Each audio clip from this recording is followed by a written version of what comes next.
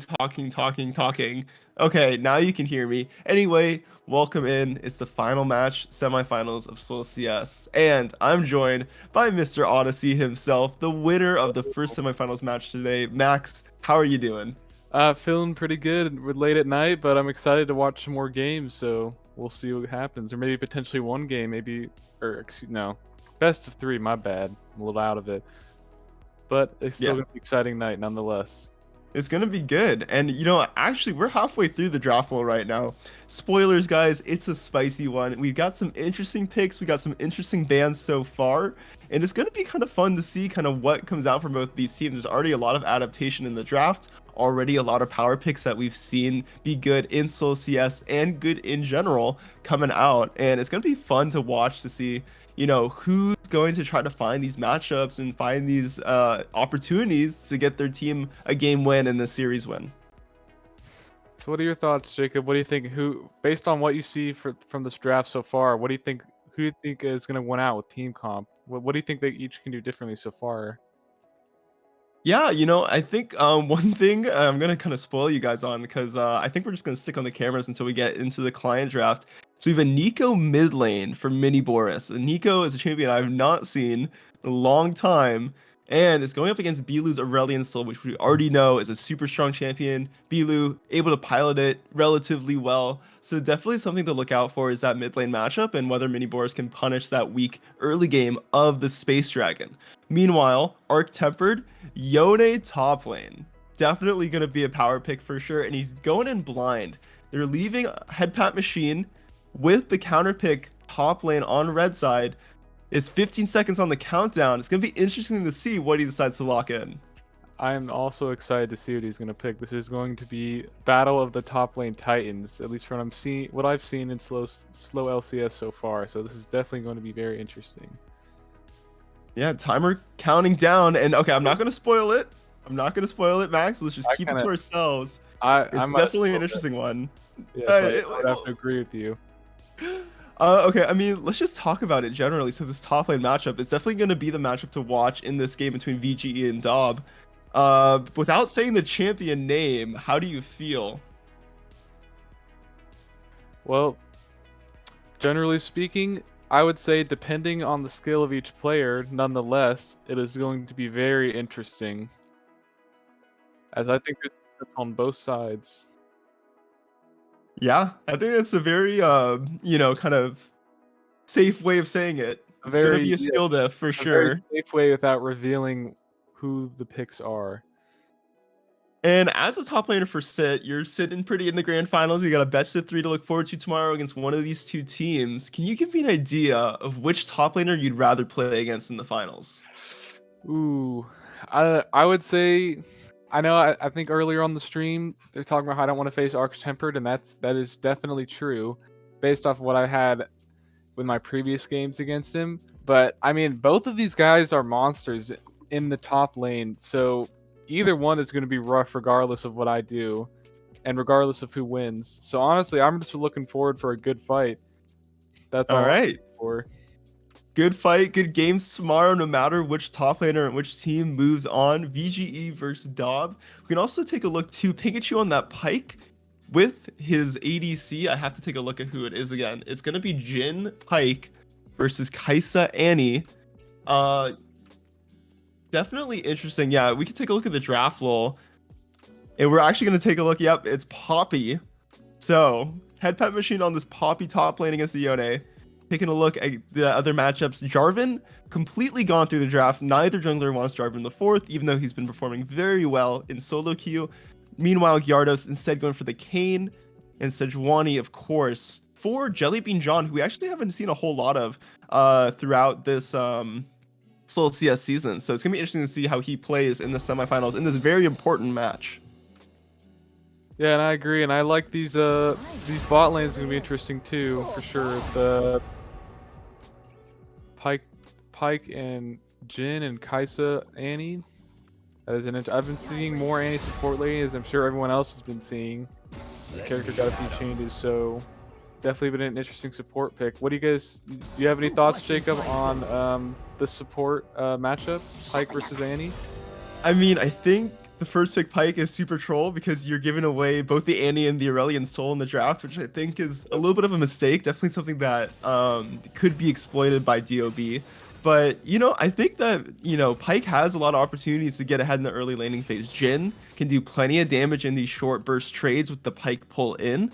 So it really is on Teggy Weggy and Ghoul Freak to make sure that they're not letting Pikachu get these hooks, making sure that they're not letting get super good roams off into mid lane maybe, and making sure that they really just lock down this Pike, because if you are going to let the first pick Pike go through, you got to make sure that you can punish it. I totally agree with that. I think especially the Pike roams can be very dangerous, so that's definitely something they're going to need to watch out for. It's just business. And Pike and Sejuani together, oh, forget about it, bro. That is an easy gank.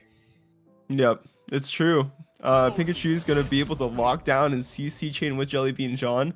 And kind of going back to this top lane matchup, because, I mean, I'm a top laner, you're a top laner, we like to talk about top lane. Arch Tempered, he's going to have a lot of opportunities to really punish Headpat Machine, especially in a matchup that Headpat Machine's probably not that familiar with. I was talking to him just before this match started. He's played 2 Poppy games top lane ever. And so he's only played 2 matchups for Poppy ever. So it's going to be really interesting to see what he decides to do in this match and how he decides to get around this Yone, making sure that he's not going to let Arc Tempered snowball. I can't completely blame him for that Poppy pick, as it is a very tantalizing pick against a lot of annoying top lane champions. I was also partially persuaded by my own team to try and pick Poppy, but I was like, hey guys, I have no games on Poppy. I've never touched that champion. I don't think it's a good idea. But so Hey, fair enough. I can respect it. It's very tempting. She's so good into a lot of these annoying laners, so I can respect. I mean, I would say Poppy kind of broken. I don't think you really need to have ever played Poppy before to play her well. She's just that strong. That's a good Her point, passive yeah. with the grass proc does so much damage. Her Q is ridiculous with the slow. I just think it's an easy enough champion. I think Headpat Machine should be able to survive this laning phase, barring something absolutely tragic from happening. And I would like to see if Arc Temper decides to go for Ignite, try to put some kill pressure on his lane opponent. We'll have to see. We're going to get into this game, going to get into 3-minute spectate delay, and we'll also be able to take a look at the runes for these players as well. You can see here, teleport for Yone. So, not a whole lot of aggression coming out. Meanwhile, Mini Boris with the Ignite Nico is looking to put some kill pressure on Bilu. Ooh, here we go. Runes taking a look. Grass Poppy. Pretty standard mana flow band. Interesting. Trying to get as much scaling as possible. Meanwhile, Lethal Tempo Yone with the second wind. Trying to sustain through lane. Trying to just scale up, get those items, get that gold in this pocket. Not necessarily looking for the kill. Let's see. If you want to notice, is that a Scorch on the Poppy? Is that what I'm seeing there? No, I don't think so. I Okay. don't remember what it's called, but that is not Scorches. I think it's called Absolute Focus. Oh, okay. Anyway, That might be pretty good for those shield throws and those grasps in the lane. That might be a little dangerous. yeah, a little extra Power on damage that. going in. We do see the Arcane Common Aurelion Soul. He's got the Gathering Storm as well. Just trying to look and get through this laning phase, trying to scale up. Meanwhile, Scorch, Electrocute Nico. There's your Scorch Max. This Nico is looking for the kills, looking to go all in on this Acel and absolutely punish any mistakes. And that totally makes sense. Acel has a pretty weak early game compared to his monstrously dangerous late game. So I think punishing him early game during this laning phase is probably going to be our best chance for Nico to snowball away ahead of this Acel and shut him down. As we've seen that this Acel pick in this tournament has been very dangerous and extremely influential. So I think these runes are definitely pretty logical. We can see as well going into the Fleet Footwork Gathering Storm Jhin with the Nullifying Orb, actually trying to make sure that he's not taking too much damage from this Annie, from the Kaisa W, Kaisa passive as well, making sure that magic damage, he's got like a little bit of safety against that. Lethal Tempo, Presence of Mind, Kaisa going for that auto attack build, Treasure Hunter as well, trying to get as much gold in Ghoul Freak's pocket. Summon Airy Annie with Scorch and Halo Blades Pike. Everything seems pretty solid in the support matchup for their runes. Yeah, it's definitely going to be an interesting battle all around. I'm very excited to see what is going to happen this series. Well, we've taken a look at the runes. We've taken a look at the lane matchups. We've taken a look at the drafts overall. Max, I want to hear your thoughts. Who's winning this game one? Ooh, based off of what I think is gonna happen, I would say that VGE has definitely got the upper hand in terms of comp. That Sejuani Pike roams, those are going to be deadly. That they definitely need to watch out for that. And I think Arc Tempered on the Yone is another dangerous threat that they need to keep an eye on as well. So and I honestly think VGE might have this one in the bag, but it's going to be a good fight by DOB on their side as well, based off their bot lane. And the ASOL pick is always crazy, so I would not say that they're going to be shut down completely. I would say, if given the chance, they can run away with a dub too. It's gonna grab it while they can. Yeah, I have to agree with you. I think it could go either way. Either of these teams, they've gotten to the semifinals. They're both very good. They both have very solid champions, and good drafts, and good team compositions. If Bulu is able to scale on this ASOL, make it to the later stages of the game, get a fully stacked Rod of Ages, it's going to be really difficult for VGE to lock him down and kill him. So we're gonna just have to see, what VGE's answer is to this ASOL and trying to close this game out as early as possible. Yeah, I believe that shutting down this ASOL is their best chance of a definite win, but there are other options as well too, but that is definitely a good way to go.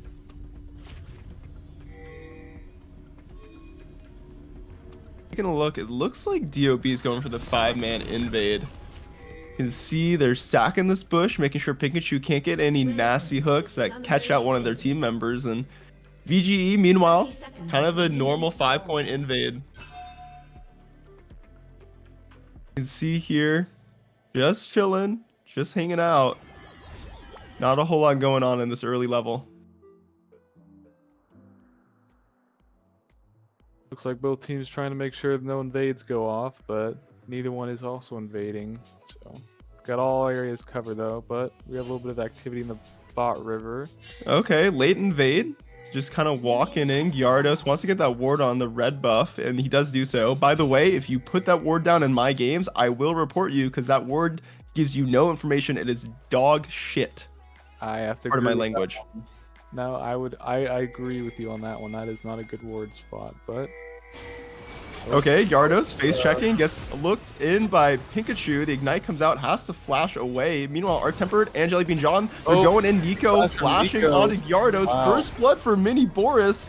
And it's looking really rough for DOB. Gyarados kind of just AFK walking into the bush for no reason and throwing the game for his team. That was not worth face checking at all. That is going to be a very good first blood for our Nico, who wants to shut down this ASOL early. So this is going to be interesting from the very beginning. It already is. Gyarados, he has to start Wolves. He is given over a kill to the enemy mid laner, who is going for this Scorch Ignite Nico. It's just definitely an odd choice from him, but he just wants to make the game difficult. Meanwhile, Head Pat Machine actually brings Art Tempered super low in this early trading, using that Corrupting Potion plus all of his damage from his passive and Q to really bully this Yone. And I love to see how aggressive Head Pat Machine is into a lane opponent who's a lot higher ranked than him. We can see Teggy Weggy does get hooked by Pikachu, but level 1 Pike can't do anything else except the hook, and that's going to be Ghoulfrey getting the kill. 1 for 1 and dead even gold now for both teams. Already some big damage from the bot lane. That was, were they level 2? I think just got level 2 off that fight. Wow. Huge. Head Pat Machine, I don't know if you want to go for this trade. He actually gets flashed on by Arc Tempered, and that early aggression, it means nothing because instead of going for W level 2, Head Pat Machine went E level 2, went deep into the minion wave of Arc Tempered, took a lot of free damage for no reason. Yeah, that Poppy pick I think is only good for those short burst trades at the especially at the very beginning, where Yone can very easily stack his lethal tempo if pushed into a corner, which is exactly what he did, and completely snowballed over the Poppy. Even though he did have a use of flash, it's still a kill, so.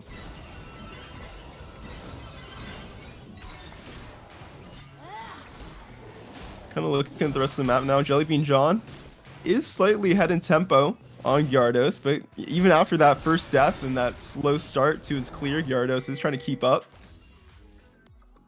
Pikachu hovering and actually spots Gyarados on a ward, but it is going to get cleared out. There is no help for Pikachu either. Mini Boris is stuck mid lane farming. Teggy Weggy here to support his jungler.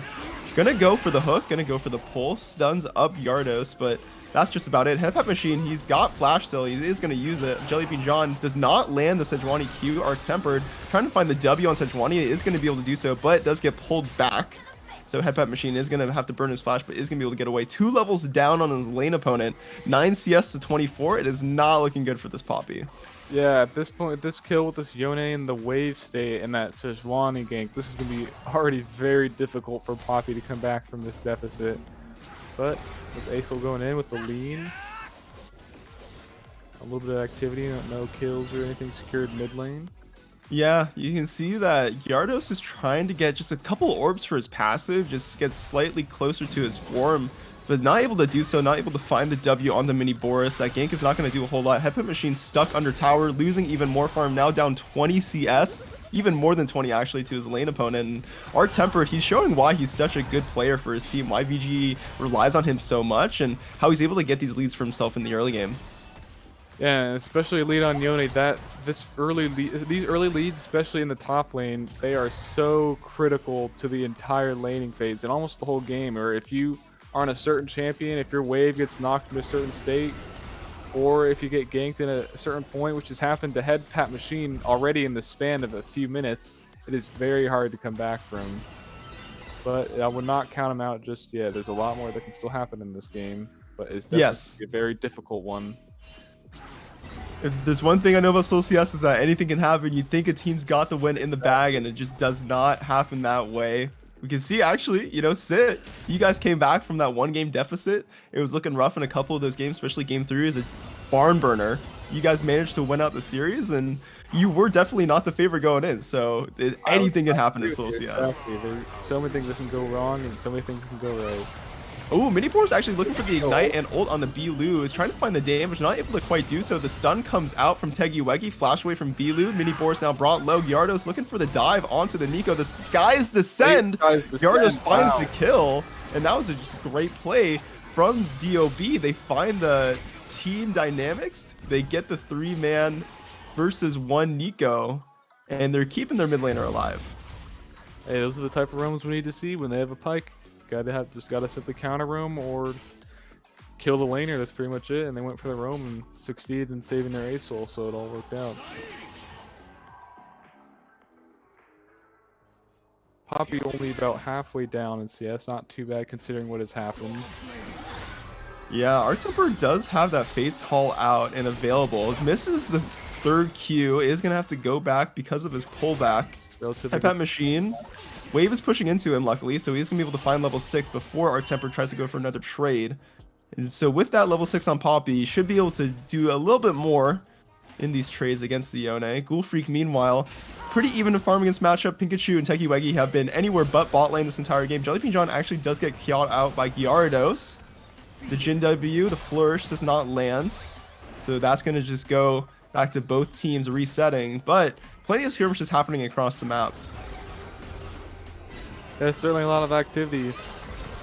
Definitely not going to be a boring game. Open the pike, engage. Oh, no. Acel W and the Nico combo coming out. That's a kill for VGE. Yep, that is a kill for VGE. Bilu not respecting Pikachu being able to roam down. Meanwhile, matchup having to blow his exhaust on the Ghoul Freak. Headpat Machine does get Fates called in. Poppy brought low, going for the kill. Can he find it? No, not quite. Arc Tempered is able to heal through, shield through the Poppy damage. Yardos finds Jellybean John once again, looking for the smite on the red buff, trying to steal this buff. Did not get spotted by Sejuani. Is he going to be able to find it? No, Jellybean John actually does go for the smite. So Yardos, he is behind a couple camps. His top laner is very far behind in gold, and we can actually take a look at that gold right now. Actually, hold that thought. Matchup is getting dove. Teggy Weggy is the one who secures the kill. A great dive. But Jellybean John and Pikachu, actually that's Mini Boris, disguised as Pikachu, going in for more. Teggy Weggy gets brought down by the tower shot. Jellybean John hits level 6. Is he going to go for the Sejuani ult?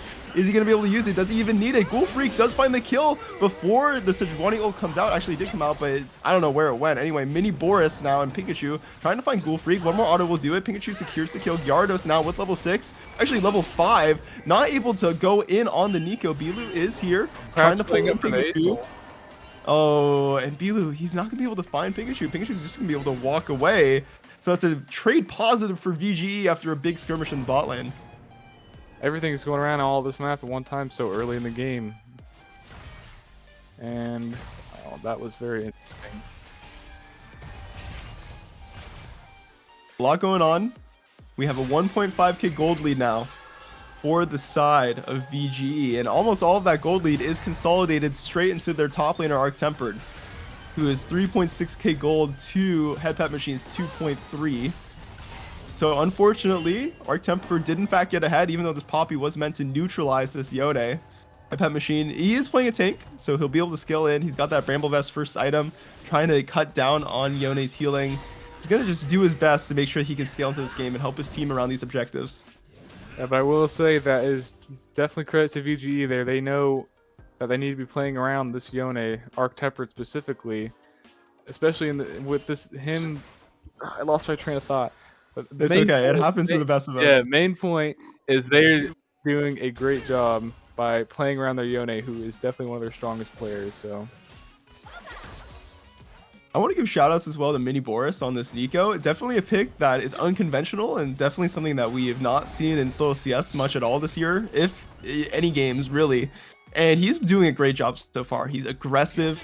He's getting these kills. He's getting these roams off as well. He absolutely knows the limits of his champion, and his team is getting ahead because of it. You can see Arc Tempered more than happy to just shove these waves in against Headpat Machine. He went for a roam mid lane earlier. It looks like he might do something similar now. He's so safe in this top lane, and Gyarados wants nothing to do with this Yone.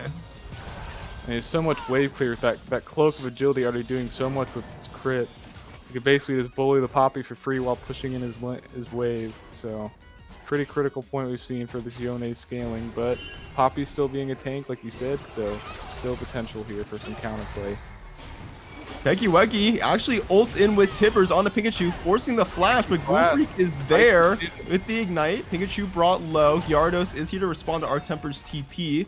So, some Summoners blown, some ult blown, but it is DOB getting the most out of their usage of their cooldowns, as Headpat Machine will be able to get some breathing room, maybe get a plate or two before this dragon gets started by VGE. Mini Boris actually baits in the team. Teggy, Weggy, and Gyarados caught in the middle. Oh my god, the Fates Call somehow finds the Annie. Gulfreak now brought low. Jin ult is not necessary. Double kill for Arc Temper. This Yone is 4-0. They're going to get the dragon as well. VGE in a commanding lead in this first game. That's first drag and a few kills. That is definitely going to be a tough one to come back from. We have 4 kills and Immortal Shield Bow on the Yone already. Very critical and great move from the Sejuani and Pike this whole game so far. But I won't deny Teggy Weggy's influence on Annie as well.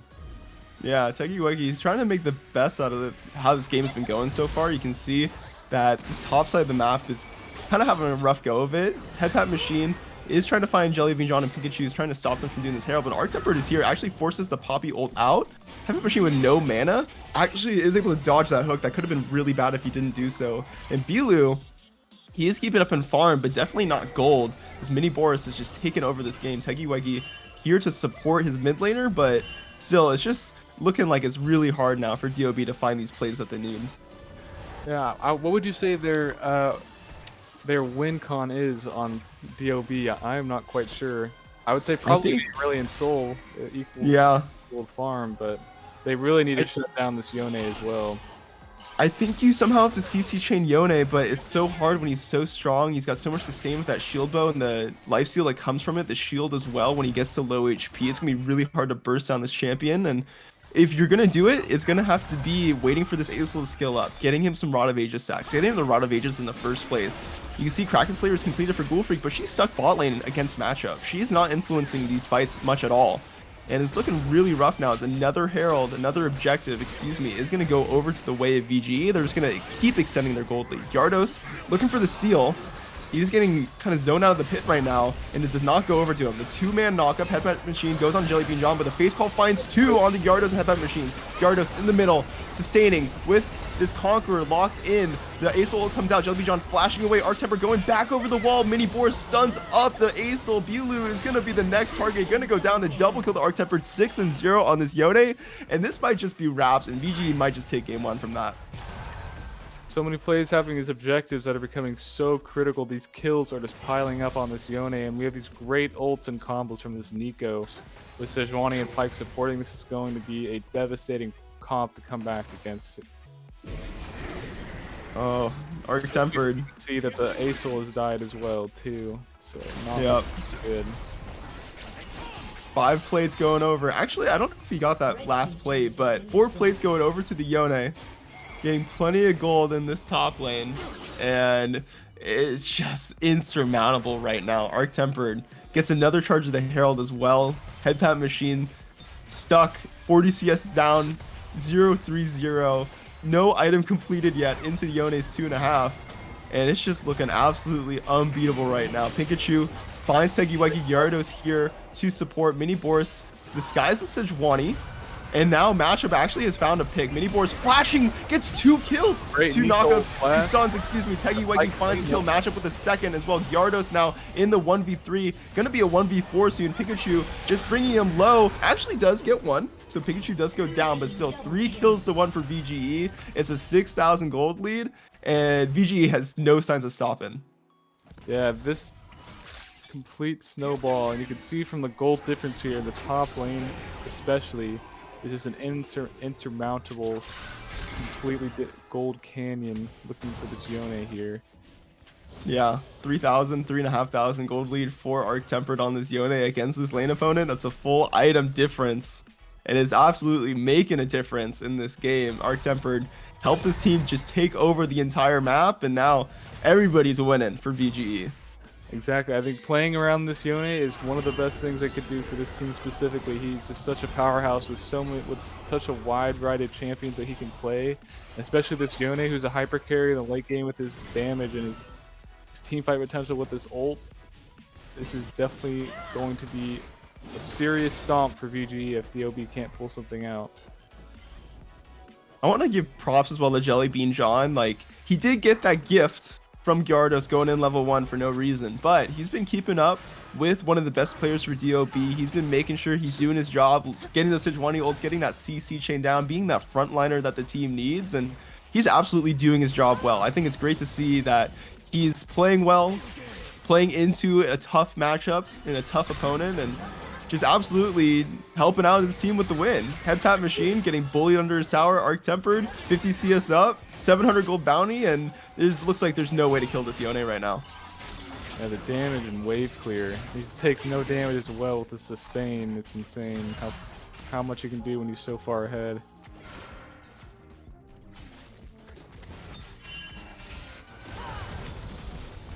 And once Yone builds that Infinity Edge, that's Thanos' gauntlet complete, bro. He's gonna turn into Thanos, so it'll be very difficult to stop Yone at that point, if not already. You see, second dragon is spawned. Mini Boris and co. Zoning out DOB. Second tower taken top lane by Arc Tempered. Looks like a free objective, and it's just a matter of time until VGE starts it. They're just making sure they got all the vision they need, making sure that there's no sneaky plays coming out from Gyarados. And now finally Arc Tempered has... Oh no, sorry. I keep getting baited by Mini Boris. He disguises Yone. They're just looking for some more prio on these waves, and now they have started this dragon up, and they're just going to take it. Yeah, I just don't see any way that DOB can contest these drags at all, or any of these objectives at this point.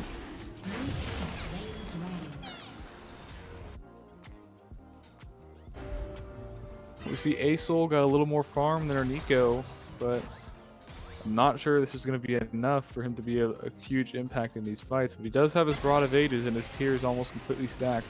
If it isn't, I'm kind of a little bit blind right now. No, you're good. It's about 300 stacks right now. It's definitely getting there. And actually, Arc Tempered, meanwhile, top lane is going on Headpat Machine. No fear at all. Trying to find the damage necessary. Meanwhile, shutdown from Tegiwagi onto matchup. So, some gold back in the pocket of DOB. Headpat Machine did manage to get away from that 2-item Yone with the Infinity Edge completed. So, good on him for doing that. And DOB and Ghoul Freak, they're trying their best to stay in the game. Yeah, there is definitely fire on this team left, and there's definitely potential. These Anti-Stones are pretty big. And when you combine it with everything else, like the ASOL, it can be pretty critical. Just placing that Tibbers in the middle of a team fight on the Yone and bursting him down. But we got to see if these guys can have time to scale as well, which is not looking likely right now.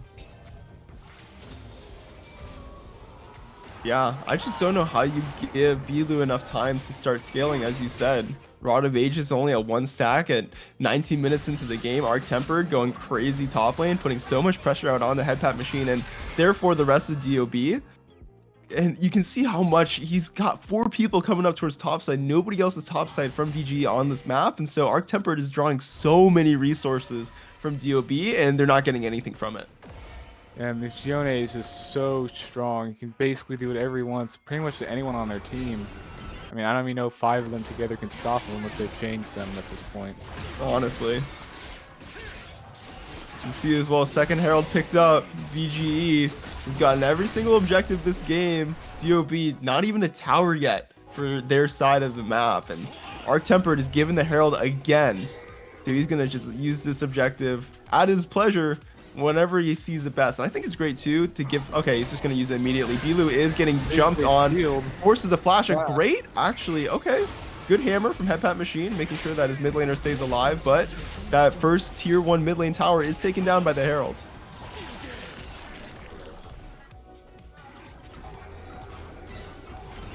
So Gyarados is plotting.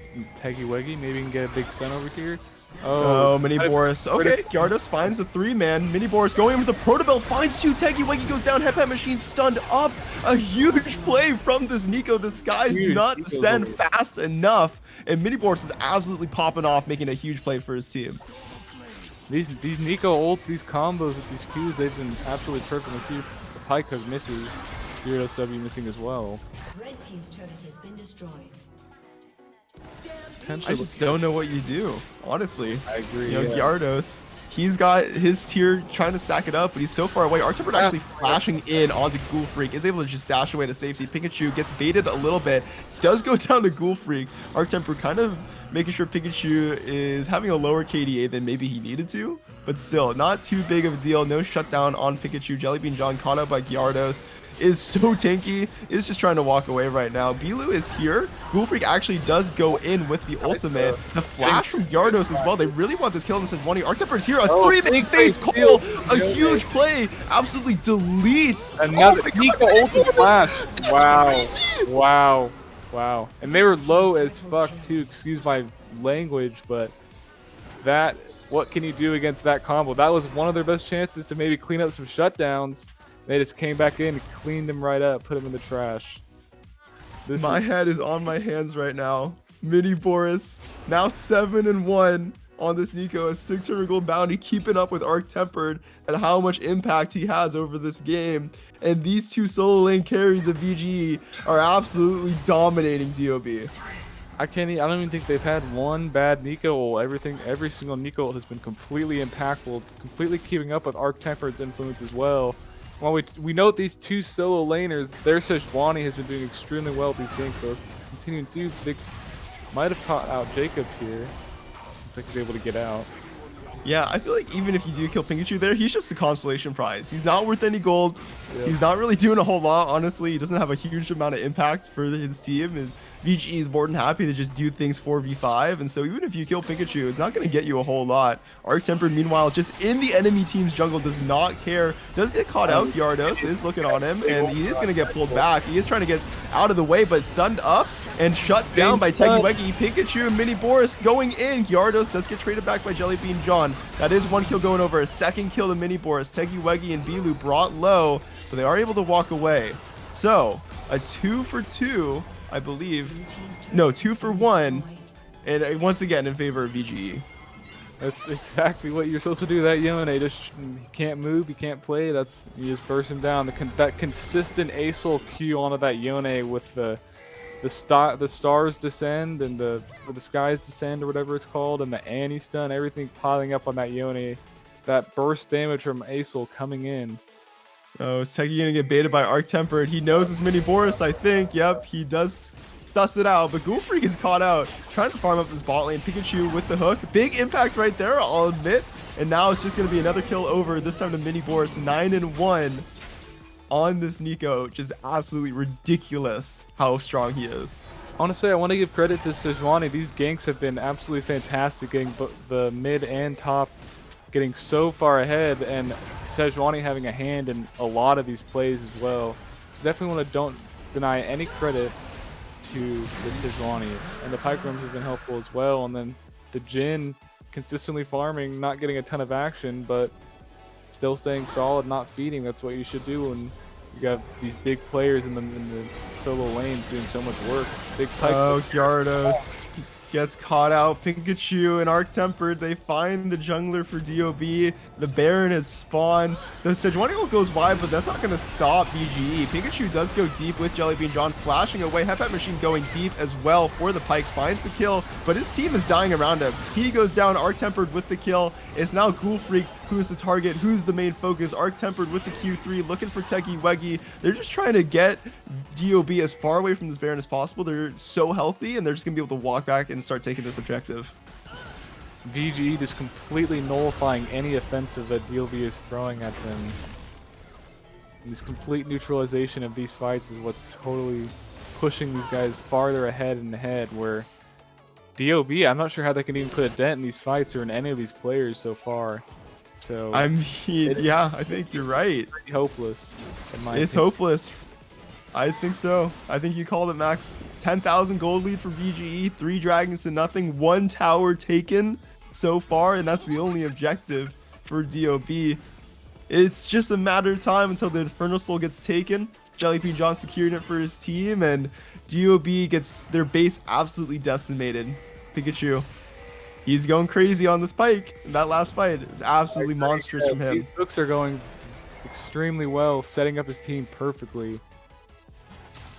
And he's, especially with this vision clearing that he's got going on, with so much influence from these towers being taken down, is not looking good. You can't even blame one player in DOB either, right? It was a team effort to get behind this far.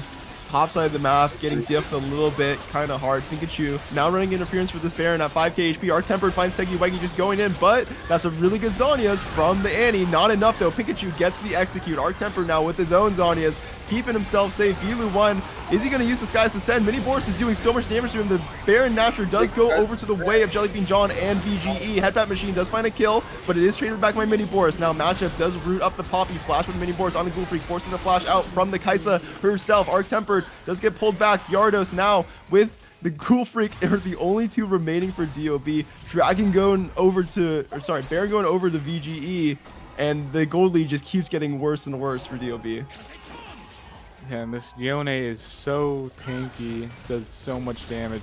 He can do whatever he wants against any of them, against all 5 of them if he wanted to, and he has. So, this is looking pretty doomed in my opinion.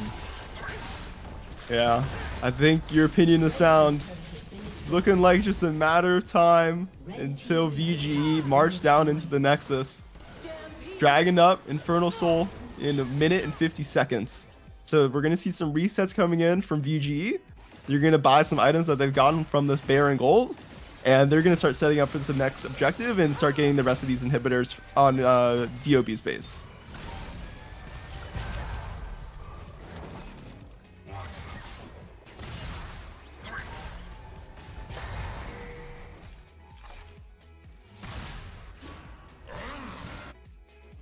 We got the Guardian Angel, the Death Stance on the Yone. They're never killing this guy, sadly. Yep.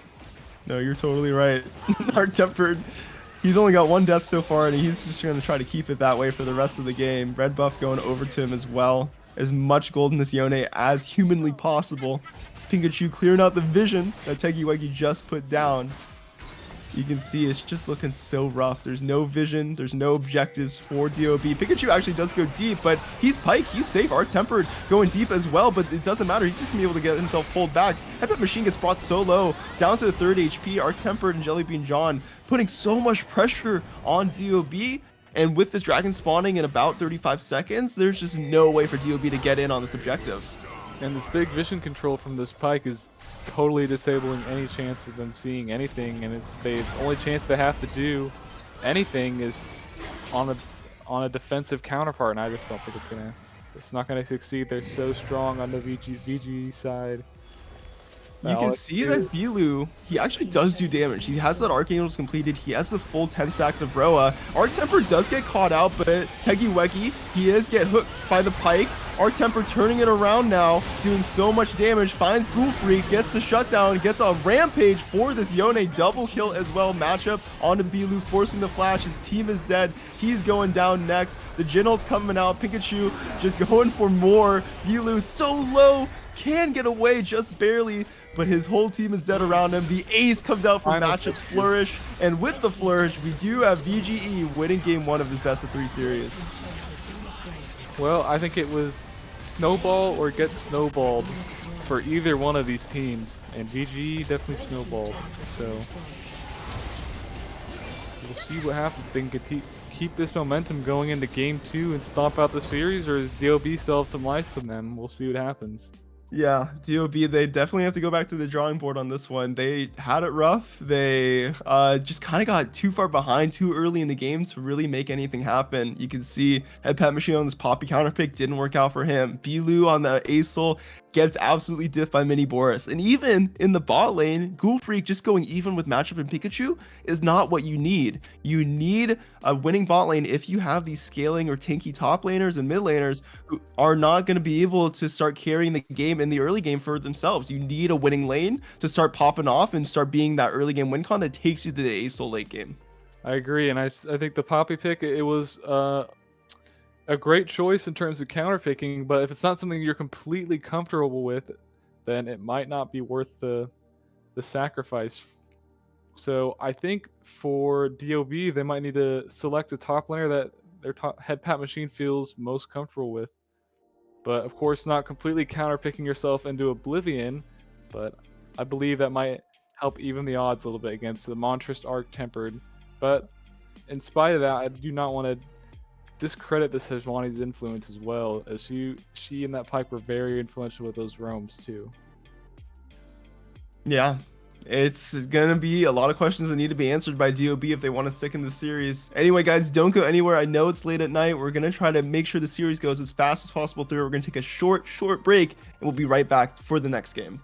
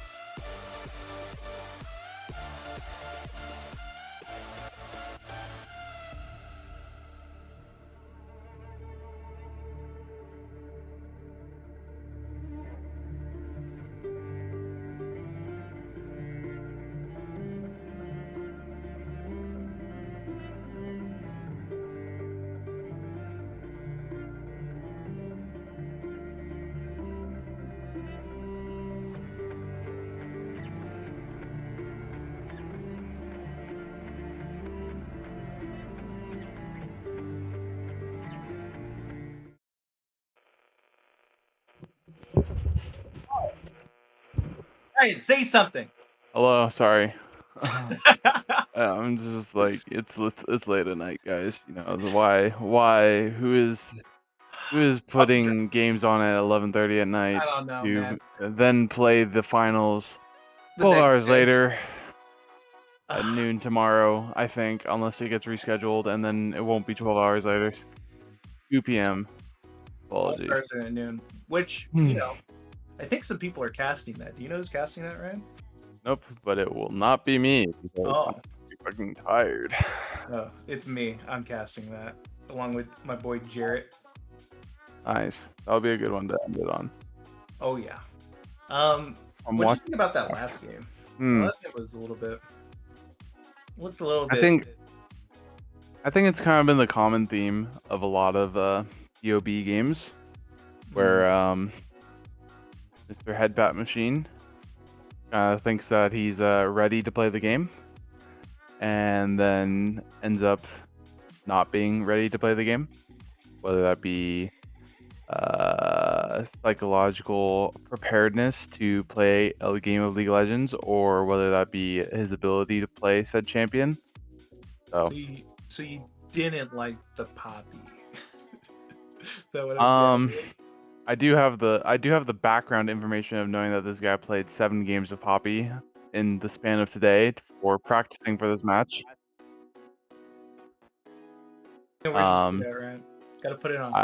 It's not up in my control. So I don't know.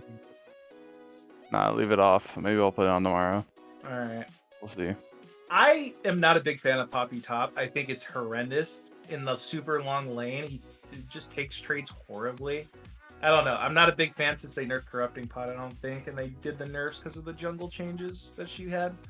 One thing that I kind of wish that DOB did that they didn't was get Gyarados on Sejuani. Yeah, that R1, R2, Asol, Annie seemed kind of like forced. Like, I really don't think Pikachu is going to be playing Annie. And I don't think it's like super prio for a lot of teams to be picking, so it's kind of odd that they don't, put Gyarados on his one true love of Sejuani, and now we see in this game like the same thing has kind of happened, but this time they're stealing away Pikachu's Pike, which was, it really not an issue, but he definitely made the problem worse. The biggest problem, which I'm glad they got rid of, was that Nico was just going crazy, man. I don't know where Mini Boris pulled that out from. I'm mostly scared of his Ari whenever I see him, but if he can play Nico at that kind of level, that opens up an entire can of worms here that I would just be terrified to play against. I think most teams have actually been looking at the OPGG and seeing that Mini Boris has like a few hundred games of Nico and going like, what the fuck? And then like getting rid of it just because they don't know what else to really ban, because you can't ban Arch Tempered because his pool is like kind of insane. And Jellybean John has like a simple pool, so like you could restrict it, but it's just going to be like new Warwick kind of things. So I think it's Nico has been really just banned out for a lot of games. I'm glad that we finally got to see a game of it for him, because it's probably like, especially in a high profile match like this, in a freaking odd ass time, like getting a game where you pop off on your champion is going to be cemented in time. Yeah. I'm wondering if DOB opts for the Aurelian Soul again. Because we know the champ's broken, right? But what is this Karthus though? Is kind of the thing. It's the jungle Karthus, right? It has to be. You think Gyarados is pulling jungle Karthus out? I think Gyarados is lost whenever he's not on the Sejuani champion. So he must be just pulling out stuff out the woodwork right now, because there's no way. Like, yeah, there's Malzahar. Okay, so it's jungle Karthus. Now you have. What are you gonna pick top lane? You have to pick some heavy AD here top lane in order to like kind of balance this out, because you have Malzahar mid, Karthus jungle. I know you have Pike and a Caitlyn already, but I don't know. Like the solo laners, if you pick like a tank here, they just go Merc Treads, and like it nerfs their entire top side, right? Yeah. There's So we'll see Kled here. I think Malphite could have been an okay choice, just so at least he has CC. for his team to help out. And also like Merc Shreds doesn't do anything for knockups and for the Malzahar Purple Dance Floor suppression. So at least they have that kind of going for them. But yeah, having Karthus and then also having AP mid is yeah, defeating the purpose. Oh, get your votes in. Pick one. Predict. Then Go. channel points. That way they get sucked up into somebody else's wallet because you voted wrong. Yeah. You know, 50-50 gamble. Believe in yourself. You're the Vote harder now. cards, something like that. And Ryan, do you What? remember American Idol when they would tell people at the end of the show, text in your vote now? yes, Remember that? They used live to do TV. that. That is Yeah, crazy. and then it failed. It was terrible. No one did it. Yeah, they're trying to revive it on. I was literally listening to something about this the other day. It was like HQ trivia or something. Do you remember that? No, I don't. HQ. It was pretty much a live trivia game show that did like the exact same thing. Like it was pretty much like a classroom of clickers essentially, but distributed across like the internet. Interesting. So And it's they Twitch they chat. did it pretty well. Yeah, it's Twitch chat. Everybody has a clicker to choose A, B, C, D, and like take guesses on the votes and something and prizes. And like now other companies are doing it. Oh, really? That's crazy. So like You can make TikTok money is off doing that? the same thing. Apparently, our production manager made money from that, which is insane to me. Yeah, right. Wow. So actually wait, what did draft end with for mid lane? It was a Ari, I believe, It was and an Ari. Ari for Mini Boris. Okay. I think that's what it was. So Ari and pretty standard. Malzahar. Yeah, not big fan of that. I think you just get perma shoved in, no? Yeah, I don't think it's that much of a laning choice more than it's a comfort choice, but at least Mhm. with the Foxfires, she always has a pretty simple way to proc the spell shield. Whenever she gets close, she doesn't have to worry about using an extra spell or trying to cast in, weave in an auto. Usually just ult, Foxfires, that shield is gone for sure. So at least has some type of way to play against Bilu, but Bilu on Malzahar, he's very seasoned on this champion. He knows not to step too far. He's got a good idea of what he needs to do in order to get his team ahead. I'm more worried about this top side and jungle. Not really worried as much about the Malzahar mid. Bot lane's going to be pretty solid, I think, as usual, especially into a Jinx. I think Teggy kind of eats this up, right? Teggy Yeah, with Pike into Jinx. That sounds like absolute monster level of like gonna pop off this game. Yeah, we have a lot of highlights this season of Teggy on Pike. Most notably, probably killing the E duo of Pokaiwiwi and Small Fluffy Cat. Yeah, That one was an absolute banger to kick off SLOLCS. So hopefully we'll see something more here because probably something I'll say for botlane in last game was it felt like they had a lot of good plays on the side of DOB. But the lead never like went anywhere for Cool Freak. I know Arch Temper TP'd bot lane and like ruined the whole game for bot lane, but they also didn't really respect it because he TP'd there. You know he's gonna be around Dragon. Like you correct, should be yeah. completely out of that area. But that's last game. More this game. I'm kind of interested that Pikachu actually didn't opt for Soraka. Right? He's a Soraka player. Soraka into Pike is really good because if Pike wants to like look to all in you, you just drop the silence at his feet. And it cancels the hook charge. Pikachu is a Soraka player, right? Am I wrong? Am I? I think we're wrong. I think I'm wrong. Okay. I swear. I don't remember. I thought that was Gusto. Am I wrong? Gusto is also a Soraka player, but maybe. I'm pretty sure Pikachu's. All right, let's just spend the 1 minute looking it up right now because Twitch chat isn't telling us. I blame Twitch chat for not telling us. Okay, the answer is yes. You were kind of correct. Yeah, he does. Played a Soraka. Yes. Like Soraka's really good into Pike. You just throw the silence at the feet, and he can't do anything. He plays a bit of Soraka, not like an obscene amount. I know that it was like his kind of go-to if Pike wasn't in the game, basically. So that's why I was confused. But it looks like he's been playing Annie in either Flex Queue or solo duo of recent. So that's I mean, probably really good. yeah, Annie he's is probably not. been preparing for this. My pike is gone. What will I pick? Annie. It's available. Takes another bite of his cereal or whatever he eats. I swear, every time I see that dude on cast, he is just snacking, bro. I love it. The level of confidence. Yeah, that is completely true. As we have some background noise from somebody joining in. Hello, Blazing Space Pup. May I ask why you're here? Did you come in to tell us something? So sorry, so sorry. Just a message from Val's team. Mm-hmm. We're all very excited. So sorry, so sorry. Just a message from My Val. man is listening to the stream and in the And call with us, so we I'm- can hear ourselves echoing. Awesome. Thank you. Goodbye. Bye. They're Great so message. sorry. It did not get apparently. delivered. They were apparently they're so sorry. What the fuck? What the? Why? I I'm love so Blazing confused. Space Pup. That guy's the best. Casting It's- table. Oh Okay. my God. Also probably an. I don't think I've seen Ghoul Freak playing Caitlyn of late. That's like been her Am I second wrong? go-to, right? Isn't that kind of what she opts for whenever Zaya's banned? I could have sworn that that's like what she goes for. I think she goes Zaya, Kaisa, then something.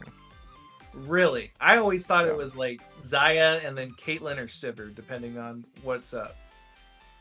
I always was, I was a little bit confused by the Kaisa last game, I'm not gonna lie. I didn't really like it with the rest of the comp. 'Cause you have Acel. Acel wants to play backwards. And if you have a Kaisa who kind of wants to go in, then you have a Kane. I don't know, man. That comp was crazy. You have a Poppy top. That's another disengage. I don't know why you want Kaisa there. But, yeah. We'll find out, because they hopefully they get it all together here and make a good showing, right? Like this is their lifeline for the rest of the tourney. Either make it count here or we get to the road. Yeah, go out like a bunch of busters, right? We don't want to see that. Yeah. I don't want to see a good showing, I think, out of my boys Bilu and Head Pat Machine. I wouldn't want him to go out in an 0-2. I want to see him fight it out a little bit. Let's go, baby! Let's go! Get that dog in you. As you see Brian Bilu. I like that start. You see that? Sapphire Crystal refillable pot? I see that I'm getting blamed in Twitch chat for having a still JPEG on the stream. Jeez. Sorry guys, I don't have money like you for a cam. Yeah, L. Brian, you're like a Oh, maybe we don't have to go into that. As we see a pretty odd setup here. Not necessarily a 5-point, no early vision wards, but there is a 5-stack on the other side of the rift. Oh, that's a big sad B right there. As, Covered up sad B. quadrant. as they're moving. Oh, they're going in. Moving on the map. Spotted by Gyarados. Gyarados lands 0. 0 for 2. 0 for 3. He's forcing them out. He scared them back. He went back, you foul beast, back, and he's like not really hitting anything. And now he's going to be starting the red buff with no bot lane leash. They're trying to go for this crazy cheese, but unbeknownst to them, it does not look like a matchup will be walking this way because he's not leashing his jungler either. Oh my gosh, it's actually pretty bad. I'm interested to see how this Karthus does when he starts red solo. That sounds awful. Yeah, So, this is he's going to be gonna run a out of- rough one. He's gonna run out of mana so fast, no? Smite's Yeah, Smite's the camp. He's going to have to be focused a lot more on weaving in the auto attacks between the Qs. Bone Skewer a little wide, and now Ghoul Freak in a rough position as she missed most of the melees, committing way too long to that cheese in the river. Yeah, you don't really want to. You kind of want to apply pressure and get your lead, but if the Jinx is out, a little bit of poking and trading comes down. If the Jinx manages to like kind of make it out of this lane even, I think it's pretty good for the Jinx overall. Yeah, Here. but Ghoul Freak doing a good job. We saw right there as the clip started, for when she was autoing headshot usage. Great. So as long as those keep happening, Jinx will continue to get whittled down little by little as Bear Trap on a rope almost gets the proc. Yeah, it doesn't get the second proc. It actually does quite a bit of damage as we see Teggy kind of forcing the other bot duo back. Pikachu just kind of biding his time, just walking around. Foul, another headshot. Yeah, really nasty. Oh, this is not what you want to see, though. You don't want to see that Kled getting zoned off the wave too far. He kind of needs to be playing up in our Temper's face. Oh, he hits 3. Who would thought he'll have the W for the attack speed and be able to land trades, but Jesus, every time it goes up there, Bear Trap and a rope is going wide. Yeah, it's not looking too hot. It's not looking good. Usually his Kled's pretty nice, though, so we'll see if he manages to kind of warm up a little bit, as we see here. Oh, the Bear Trap. Short trade. Yeah, not getting the trades he wants. That Bear Trap on the rope, the second proc, usually kind of what you want to see, and then getting an extension. Jellybean John, though, he's looking. Here, trap! Open the charm! Okay. Oh my god, wait, that was... Wait, I thought something crazy was about to happen because I thought Ari was not Ari for some reason, but yeah. Mini Boris here just to burn a flash, gets flash for flash against Peggy. Great charm, but Jellybean John chunked on the way out the door. Yeah, good flash charm from Mini Boris, but unfortunately at level 3, doesn't really have the damage to full one-shot a Pike yet. Oh, directed camera's going to take us bot, but look mid, use the mini-map, look mid, B-Lou's getting scared. Oh, he's just getting pushed off the wave. Is it going to be a 2v2? Gyarados. Nice little chunk. Nice. A little bit of first, right? Oh, they got in directed camera to get us the first blood! What? Okay, whatever. You know, it looks like Teggy Weggy was able to use an ignite and he was ticked down, got an auto attack from Ghoul Freak, so that's first blood over there. Gyarados is coming in with Blue Buff, so he has a lot of skills. Good toss coming from the jungle. Flashes away from Arc Temper, but he wants to go in. Third Q knockup. And Fabrication remounts, but Bear Trap on a rope goes wide and he's in. But oh my god, great damage from the W. Percent health at the pickup for Headfat Machine. Great gank by Gyarados. Kind of baits him in, too, getting close. I think Arch Tempered really forgot that he had exhaust there and tried to go back in on him thinking he could kill for free. Really does a great job baiting. I kind of like that. Jason going aggressive. Too bad that he had to use his flash when he didn't land the Bear Trap, right? He had to flash. Yeah. Which kind of ends up meaning that he had to flash. That way he could use his violent tendencies to get that last auto for the extra damage. So, you know, in the end, he got flash for flash in his lane, and he's going to preserve his TP here, so he should end up going up a little bit of XP, and hopefully that will make up, and that kill will hopefully make up for the fact that he's down 20 CS. And then a really good first back for Gyarados here. He gets the Lost Chapter early. That's going to solve a lot of Oh, Tiggy Wiggy, the purple dance floor, charm lands. He's stunned from Tiggy, and burning, picking, anything? No, there's nowhere aids. The aids fell off. The Q was too late to extend it. Mini Boris, after all that, is going to be able to walk away fine here. Man, that's sad. It's a little bit sad. They didn't manage to quite get the kill yet. So you see Peggy ganking his own lane here. Pikachu's no flash here. He goes in and he just chops him up, right? He didn't use anything. He just walked up, stabbed him in the back, and said, "You're already dead, kid." A little bit of a CS gap here. Bring him down into the depths. Yeah, into the depths with you. We'll see how much Jason manages to pick up top side, but I don't know if it's going to make up the entire CS differential in the top lane here. He's a little bit... Still down that 20. Looks like the wave is even now, so yeah, he's still missing 20. The first blood, or the kill that he got wasn't first blood, is going to make it a little closer in the gold, but he's still, like, just not even in gold right now. You see Arch Tempered noticing that he missed the Bear Trap on the rope and goes in for the trade. Doesn't get him to dismount, which kind of makes it so Jason might have the upper hands in the trades going further here. Kind of just. Carl has like so little HP. Why didn't he dismount? Oh my gosh. Yeah, I know, right? That must have been like one tick for Scarl there. That's something that you kind of like lament that didn't go your way. But we see 2 kills have appeared in the bot lane. Skittles landing for Gyarados. They're finding Pikachu. He has no flash. He's a little deep. Bone Skewer goes over. This kill should go to Gyarados, and they're just doing the usual punish Pikachu for being anywhere on the map, which is feels bad for Pikachu, but is according to the plan for VGE. Let Pikachu die a few times, let the enemy get some shutdowns, and they'll claim those later. Lily Bean John, he's here, trying to help his top laners. Oh my god, that was a great trade from Headbat Machine. Violent Tendencies going hard. Want to be able to crash this wave and reset the top wave. Yeah. You know, one thing about Pike is like, yeah, he's a great playmaker, but if you're in a bad spot as Pike, you just like press 2 buttons and you're out of almost every situation. Like you go invisible, you press E, or you press E and then go invisible, and you're out.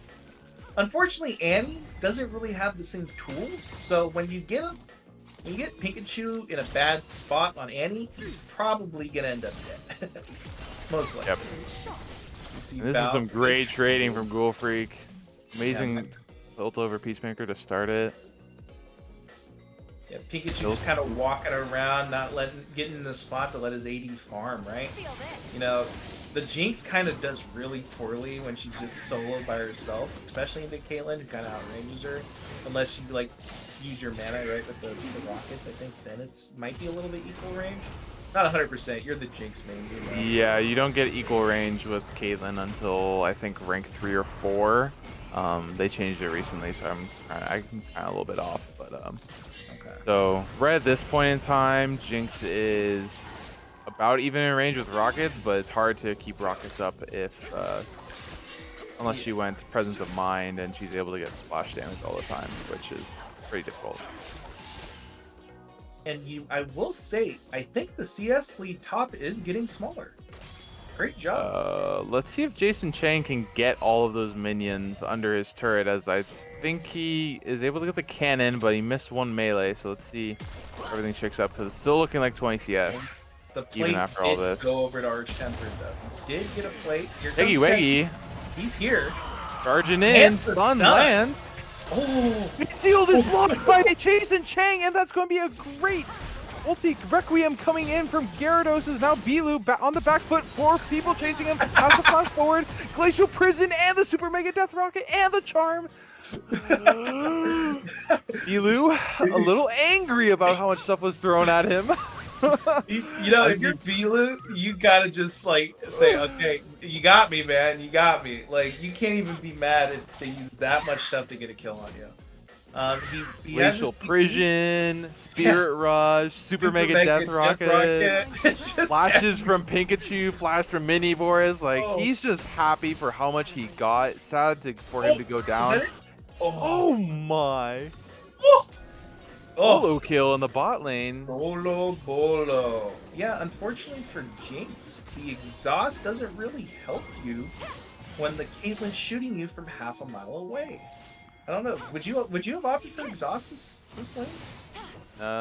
Probably not, seeing as all the people who you are going to fight, such as like the people you wanted to exhaust would just be like Kled, and once Kled is on you, like you're not getting away. Bear trap on a rope is too strong. So Like, this is a ghost game. Or Ghost. Yeah, Ghost definitely. Great flash by Tiggy Waggy. But the a little bit ulti missed doesn't- time.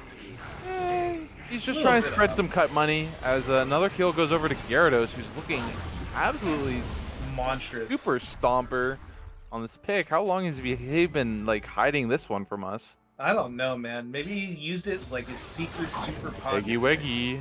Tiggy. And here comes Gyarados. Oh, Mini Boris, W. no flash, no Spirit Rush. Purple dance floor coming through. later. Oh my god, and then he gets a Spirit Rush right as I say he doesn't have it. That's crazy. Lives What? with 20 HP. Requiem in 10 seconds. He's not going to be able to get him in time. But this is going to be a lot of plating in the mid lane, right?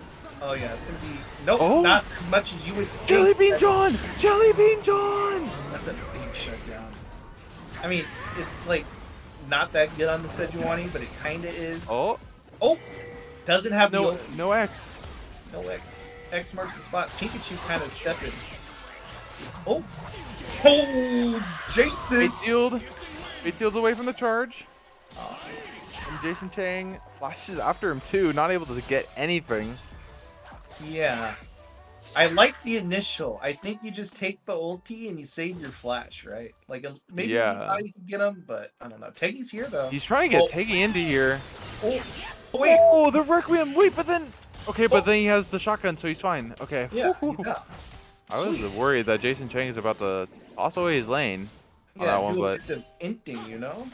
Oh my god, he's caught up almost entirely in CS though. yep, 5 CS now. He's getting plates. He has a lot of assists, and Arch Tempered is completely shut down this game as it's looking rough for VGE. Yeah, Not really having any power points to play around with. You know, surprisingly though, Ghoul Freak managing to stay up, get 4 plates bot lane with basically a perma roam pipe, right? Kind of just one doing this lane super hard. She's gonna see Pikachu walk into. Nope, she's not. Goodbye. Doesn't use cleanse, doesn't see any dangers, just going to walk onto Pikachu who has no flash. Headshot. Here comes the ace in the hole, it lands, and then the X marks the spot. Cut money coming through. Great play by Teggy Weggy. Amazing patience by Ghoul Freak to bait in the bot lane of VGE for that one. Yeah, there must have been comms coming in like, hey, we're here. Don't worry. They didn't have any damage. Like, the stun lands from the Annie, but I don't know. No Ignite Tibbers. coming through, no Tivers, no Super Mega Death Rocket. Traps didn't really land. Yeah, I'm just like, I don't know. If you're going to go for that, you got to commit, no? Yeah, and Ghoul Freak realizes that they were kind of like not committing as hard as they need to force a kill or have any threat on her life, so she uses no summoners and gets 2 kills. Jellybean John putting in some work, guarding his boy Mini Boris. Takes the bullet for the president. Teggy's all over the map though, man. I just realized that Gyarados has also been like collecting every single objective with no contestation by Jellybean John. They're up 2 dragons. They got the first Herald. They made that charge mid. And he's up 30 CS. And he's up CS and has kills from not just pressing R. Yeah, he's been all over the place. Speaking of pressing R, how much money does he have from First Strike? Yeah, how much First Strike money we got here? He has 254 gold from First Strike at 15 minutes. Oh my god. Oh, that's a whole kill. He has That a whole is. kill from his room. It's crazy. Matchup. You're a little in the wrong spot as Requiem is being casted in the enemy jungle. They find Gyarados. That's going to be a huge kill. But cut is collected from matchup. Money going on to Jellybean John, who killed Gyarados. Yeah. And, Ghoul Freak is left alone in mid lane to take a turret too. There's just so much action going on for Diver Bot. Many great plays. And VGE doesn't seem to really have a cohesive game plan to get back into it. Yeah, they have the tools kinda, right? You have Annie ult, you have No my you do not have Pikachu. Annie ult any longer. You have a dead Annie, dead guy. But yeah, you have tools to get back in this game, right? And Arch Tempered's still on Yone. Like, you get some gold, you can kind of one-shot an AD once you get a couple items in ya. Like, the tools are there. This game's not entirely over, but I don't... Oh, Charm land. Arctic Assault in from Jellybean John. He flashes onto Bilu, and then the tick from Mini Boris gets with Ignite picks up the kill on Bilu. Teggy Weggy running away. He's going to E over the wall, and Jellybean John's got Arctic Assault forward, still chasing mid fighting ADCs. Everyone's fighting. Camera doesn't want to show us anything conclusively, but Teggy Weggy makes it out of that one. Yeah, good play by Mini Boris there on the Ari, right? Charges in, fate sealed. It's the Arch rebound. Tempered. Oh my. You think he had the flash there? I don't know what he was necessarily flashing, but Gyarados is now here to back up his top laner, and Arch Tempered might be feeling a little lonely because he has zero vision on what the hell is going on topside. Who knows what's going to happen here? Does Gyarados go for this? No, Jason Chang recalled, so he's TPing in with Scarl. This could be a dive right here. No flash, no fate sealed. Air trap on the rope will land. But he comes in, Spirit Rush. Exhaust from Karthus. Just needs one more Skittle, one more ability, anything to kill Arch Tempered, but it doesn't seem like it's going to happen. The wave has been bounced away. Mini Boris is coming up. Has flash, no Spirit Rush. He flashes forward, gets the charge. That's going to be Jason Chang falling. Mini Boris with a great pickup. Requiem kills Arch Tempered, but can Mini Boris do anything else? I think his Spirit Rush is going to be down for another 20 seconds. And it seems like Gyarados is going to be out. Okay. That was a lot of things happening. at the same time. Jesus. That was crazy. I can't believe that Arch Tempered managed Mini to Boris? oh, he's dead. He's very dead. Cut? Oh my gosh, no cut, just first strike. Oh, cut achieved for Tegiwegi because he didn't get the kill. Yes, he did get the cut. First strike getting that kill though, that was kind of crazy from the end. Very crazy. And then that's another objective for Gyarados, just kind of showing jungle diff this game. It is a bit of a jungle diff. Like the Sejuani's been a part of some kills, but it's mostly just been solo cleanup kills. Not really proactive, right? You want to see the Sejuani like kind of get more involved. Kind of like this. Kind of like this. Harold is doing a random drop, going to be locking up Gyarados with the Arctic Assault and abilities. But Gyarados is able to kill Pikachu, who's not really able to do anything, had to pass away. Jellybean John goes down to Tegiwegi. Purple Dancer from Bilu. He's 1v1ing Arch Tempered. The carry for VGE falls to Bilu, who's been a non-factor farming AFK side lane mage for so long. Dude, he melted him. He just sat there, hit up with the Ion Blast as we see. They're rushing in. Mini Boris wants to clean up, but no assist will go over to Arch Tempered, who severely needs some gold, but great kill by Mini Boris. Bilu overextending a little bit for nothing, and this is looking worse and worse as mid lane turret tier 2 falls. Led is stealing a red buff.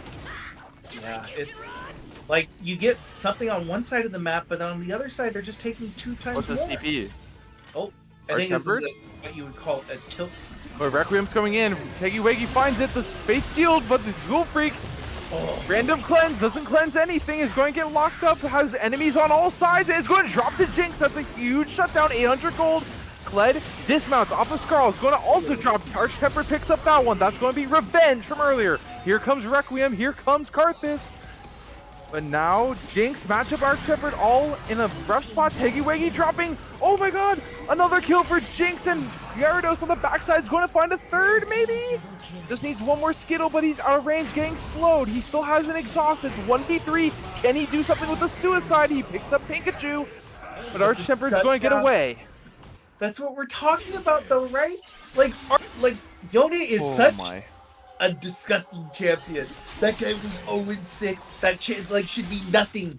But yet, you land like an ult on like one squishy and they're just dead, bro. Val could do nothing.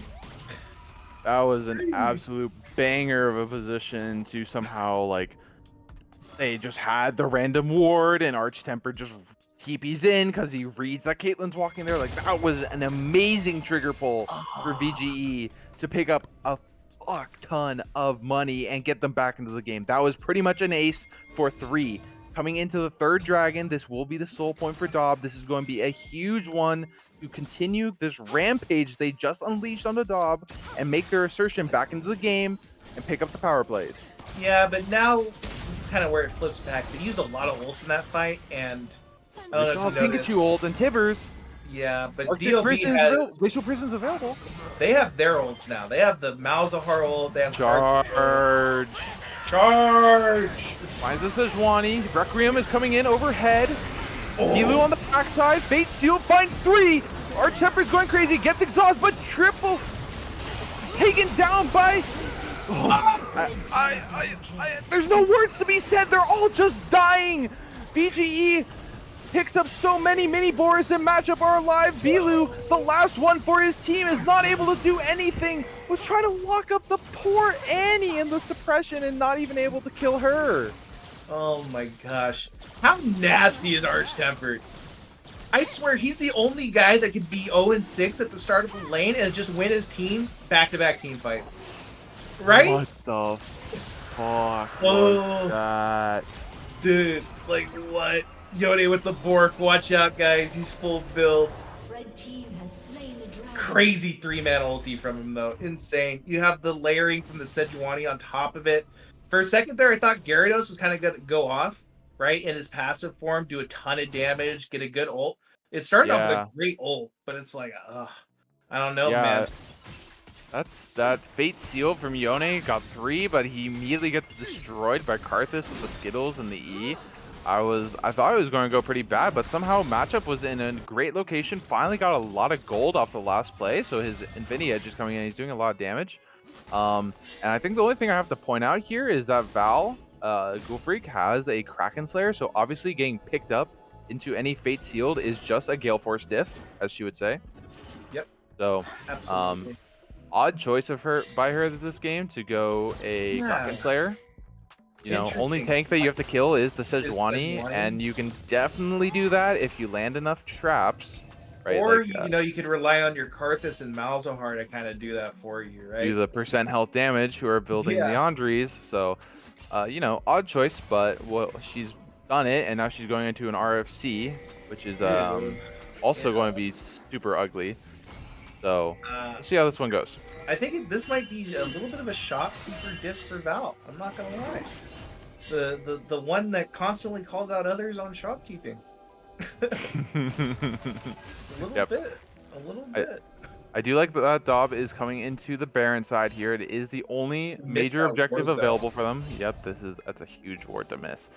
They are sweeping out vision. They're trying to do their best. You know, this is only a goal to average game for them.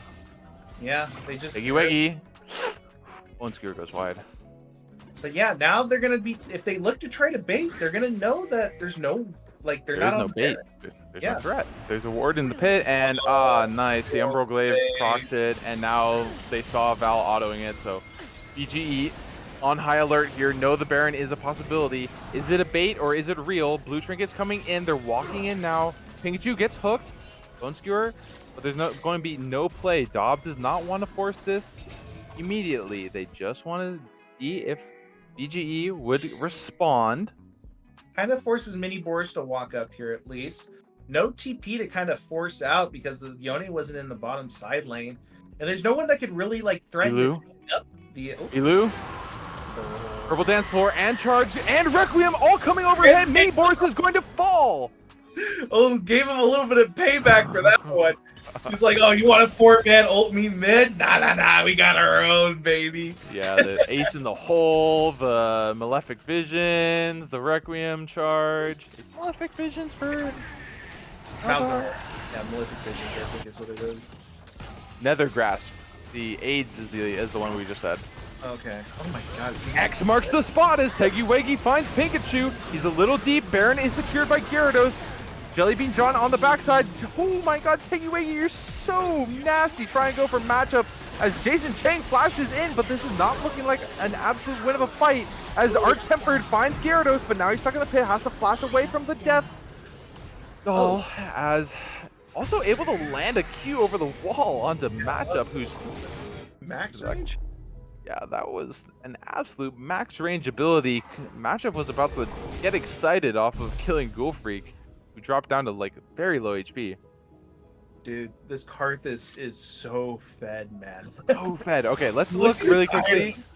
Look at his items. He's doing a lot of damage. I cannot pull up his runes right now because he's dead. But I will tell you his first strike damage when he respawns here in a second. The only one who's of interest. Charm lands, great cleanse for Ghoul Freak, who gets a chunk and a headshot, and that's going to be Mini Boars What is going this a TP? little too hard. What is this TP from Jason here? Are they Wait, a really double trying to TP? look on Arch-Tempered here? Charge on, Nethergrass goes, but he uses the E to buffer it out the Nethergrass. There is no CC no, that can you're not stop telling- it. No, you're not telling me that's real. That's not real. What? Oh my god. Malzahar is No. officially countered, guys. Just play Yone. Ace in the hole, going over the wall, doesn't do anything because Arch-Tempered has fucking shield bow, so he has so much lifesteal. He's already back to full health, and now they're down 3 major ultis. No Ace in the hole, no Nethergrass, no charge. But they have control of the Dragon Pit. This would be Soul Point if they're able to secure traps coming down. VGE in a very rough spot to be able to enter in here. Hooks him onto Don't the you? trap. Yep. Do they want to engage? Does VGE want to fight this? No. Jellybean John just wants to step on cupcakes. He's kind of hungry. And I'm going to do the other thing that I said I would do. Karthus has done, holy shit, 1,000 gold from first strike. Arch-Tempered's on! Failed. Karthus, he's done it! Oh my god, it's such a Matchup with the Super Mega Death Rocket. He is excited. He's able to find Jason Chang. Gale Force is away. Traps landing. Still fighting on. Jason Chang out of position. Jellybean John picks up the kill. And Matchup is still firing from overhead. He's chasing them down with the extra speed. Mini Boris. Great find. And Matchup able to get kills onto Ghoul Freak, but it goes over to Arch Tempered. Are they still trying to force more Gyarados? You're Going playing a low. little bit of fire here. This guy is fed. You get hit by 1Q, I think you die. Like, actually. Oh my god, what a crazy fight. Arch Tempered is going off right now. This is the most, like, carried performance I've ever seen out of a guy that absolutely got destroyed in lane. Yeah. I looked away because I really thought there would be like no action, but Fate Sealed out of nowhere finds some pretty high priority targets for VGE, and they're able to, you know, make their progression slowly, match up with a great Super Mega Death Rocket. It was just another beautiful fight for them. Valve is coming out of base there too, so they found a really good timing to start that fight off. You know, Teggy, I don't know how his ults have been. I feel like he's missed a couple. Am I right to say that? I think he's been missing everything that isn't been like a man advantage like pick somewhere in the jungle. So I really need to see him step up and find the groove again, because if he doesn't help his team out in removing people from the fight immediately, like killing Arch Tempered when he's low, he's just gonna walk away, lifesteal off some minions, and he's gonna make the game hard again. Yeah, and that Pike really should be threatening the Yone more, I feel like, because with the shield bow, like, he kind of gets that initial burst of his shield to allow him to, like, live and kind of lifesteal later, but Pike goes through the shield. Like, Pike, once you reach a certain health, no matter how many, you get an infinite shield on you, but if you're below the execute threshold, you die. So that's kind of should be, like, the way that they're finishing off Arch Tempered, and it's just, he's too slippery, man. You can't even Malzahar ult the guy. He just goes away. What do you mean? Teggy really, I feel like, needs to be putting pressure onto the carries for VGE. Arch Tempered matchup has had his flash for the last like 12 minutes and has been unbothered. He hasn't had to burn it at all. There's been no threats to his life, no reasons that he need to flash away from anybody. And you know, Jinx able to hyper carry at the 3.5 item point 30 minutes into the game. Very scary that she's able to position and pilot the game like that. Now that you look at it, though, I think this might just be a front line, you know? Like, if you think about it, like, who's going to play in front for DOB here? Well, like, they shouldn't be playing a front-to-back type of comp. The reason that they keep on falling here is that these 5v5s are breaking out from insane engages from Arch Tempered. Right? But also, he's just like, there's kind the of pulling the trigger. There's insane engages on 4 of the members here, right? You have Arch Tempered on Yone, which is looking crazy. You have a Sejuani. You have an Ahri Spirit rushing at you. You have Annie.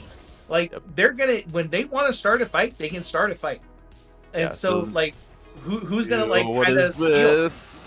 Arctic Assault forward. Teggy doesn't get hit. Fate Sealed goes wide, absolutely hitting nobody, but the Glacial Prison locks up Gyarados, but VGE, licking their wounds, wants to walk away. Ghoul Freak was able to land 3 amazing headshots onto Jellybean John, who drops down to half, wants to recall, needs to get his HP back, as Mini Boris gets chunked out.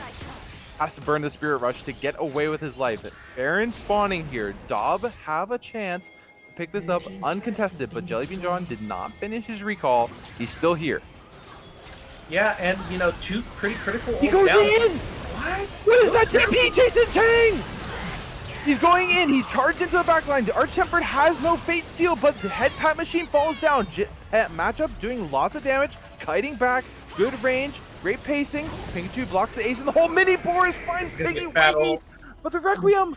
There's a Zhonya's from Mini Boris. He's going to live. And same thing for Pikachu, who also had a Zhonya's. He's able to live, takes no damage from that. Critical Zanya's coming through from both the AP mages there. Matchup's getting to free hit, man. Like, there's really no threat on this guy. It's a Jinx's wet dream. The Rhino salivates in his at night, thinking, Yeah, I do love this 4th item that Jinx is going for here. I think he's trying to go for a Bloodthirster. I saw him with a BF sword and a longsword earlier, but could go into a GA also. But going Bloodthirster here would be absolutely amazing. There's no anti-heal on the opposing team besides Jason Chang. And Fate Sealed goes a little wide, but oh my god, Arch Tempered goes through a trap. Ghoul Freak gets the shutdown. Matchup running away, has to Gale Force away, has to keep on walking backwards, but Glacial Prison goes forward. Super Mega Death Rocket doesn't find any. Mini Boris is going down. Gyarados is going low. But Matchup, he's getting fouled by Gold Freak, who chunks him down, and then Tiggy Waggy with the cut. Chunks him out, removes him, and gray screens him back to the fountain. That's going to be the soul for DOB, who are pinging the Baron. This is the play to look and close out the game with the Baron buff. They're going to move on over. Jason Chang charging down mid lane after the ace. He's trying to break the base while his team does the Baron. Yeah, absolutely. I don't want to say like it was a great fight. Obviously, it was a good fight by DOB. But Arch Tempered, I think he started feeling himself just a little bit too much. As you see Pikachu kind of walking in here. Yeah, he's trying to slow him might down. Might be going to game bit. 3. I think it's looking at it. I think that Mountain Soul kind of seals it. It Once definitely you makes add the game a lot harder. that Overshield, kind of makes the targets that you kind of want to assassinate with Arch Tempered, makes them a little bit, I want to say too tanky. At least takes that extra second, and there's a lot of damage coming out of DOB here. Wait. Yep. Okay, Requiem coming in. It's going to be a huge chunk. Arch Tempered drops the half. Holy shit. But I need you to move your eyes, look at the scoreboard, zoom in on the Caitlyn items, and tell me what I'm freaking out about right now. I'm gonna go with no Runans here. I think Runan's probably kind of nasty. I'm gonna go with no Bloodthirster. I'm gonna go with might be going GA last item. Yep. I think overall not the best Caitlyn items. If I'm gonna be honest here. And like probably key item to me is probably what the fuck is Mortal Reminder this game. Yeah, what healing are you reducing, my guy? Maybe Radiant Virtue healing, maybe Definitely like, reducing like Arch Tempered's healing, but I don't know, man. you have Pike, like there shouldn't be any healing. They should just die. Okay, Bilu rushing in the bot lane with the Baron minions and his little voidlings. Does have his whole team here. Aurelia is coming out of Pikachu as they lose their tier 2. Their mid inhib is broken, so super minions are crashing in there. They do have a momentary reprise as they were able to earlier push out the mid wave, but Wolfreak's going to stay in the bot lane and keep on pressuring. Headpad Machine getting hovered by his team. Seems to be a very high priority thing for DOB, really wanting to protect their Kled. No, stay bottom, stay bottom. And now it just kind of looks like their Charm lands. Not a huge amount of damage, but Arctic Assault goes in from Jellybean John as nothing else from that. Turn up the top wave. They have like no wave clear. You can just literally sit there. Yeah, they just need to siege a turret and kind of take it. They don't want to be 5v5 here, though. I think it is a possibility of how bad fight going if Fate Sealed is available for Arch Tempered. Ace in the hole gets blocked by Jellybean John, who's very tanky. And oh my, what a skittle! That is a huge amount of damage. They can't get to the Baroned Up cannon minion. They don't have the range for it. The best they can do is kind of like a maybe Jinx autos, but it's like that puts Jinx does have an RC, so like they could, but it's pretty difficult. Really risky spot, right? Charm lands. Nope, nothing out of this one. That's going to be, maybe this will be all 3 inhibitor turrets broken. Baron buff is ending here in 30 seconds, so this is the final pushes here. Gyarados just trying to keep it. Oh, not 30 seconds, 5 seconds. Jeez, I can't read. Gyarados still chilling in the top lane, trying to push in the inhibitor, but he's going to back off, I think. Or no, they're still really trying to force this diver bot. It feels like this is going on too long. Yeah, you kind of need to get out of here now. They have way too many trigger pulls in front of you to kind of just sit in front of their face without the threat of, like, you know, killing everyone. As you see, they're still in their base. Like, you don't have Baroned Up minions anymore. I don't know if you can kind of, like, force this as, like, as you VGE is refusing to pull the trigger on them. Higgy Wiggy drops onto the traps. Arctic Assault onto Jason Chang. They're not going to be able to pull anything else out to go onto him. Yeah, I wouldn't like. You gotta go eventually, man. Like, you can't just sit here. Like, you're just wasting your time. You're waiting for the dragons to come up. Like, you have no vision now. All the visions died on the map. Fate Sealed gets a great flash from Bilu to escape any bad juju coming at him. They want to take a team fight, not a 4v5. Bilu, nice reaction. Yeah, pretty good flash out of Bilu, making sure he doesn't die right before. How long till Dragon's up? Do we know? Minute and 15. Minute 15. Okay, That's so gonna now be the you're elder. yeah, the elder's gonna be big. Then you can't really like find your initiates because if you do, you only find it on one person. You kind of have to land a what 4-man fate call in order to kind of turn the fight.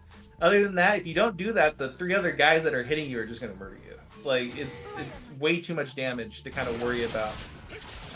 They're doing a pretty good job of controlling this bottom quadrant here.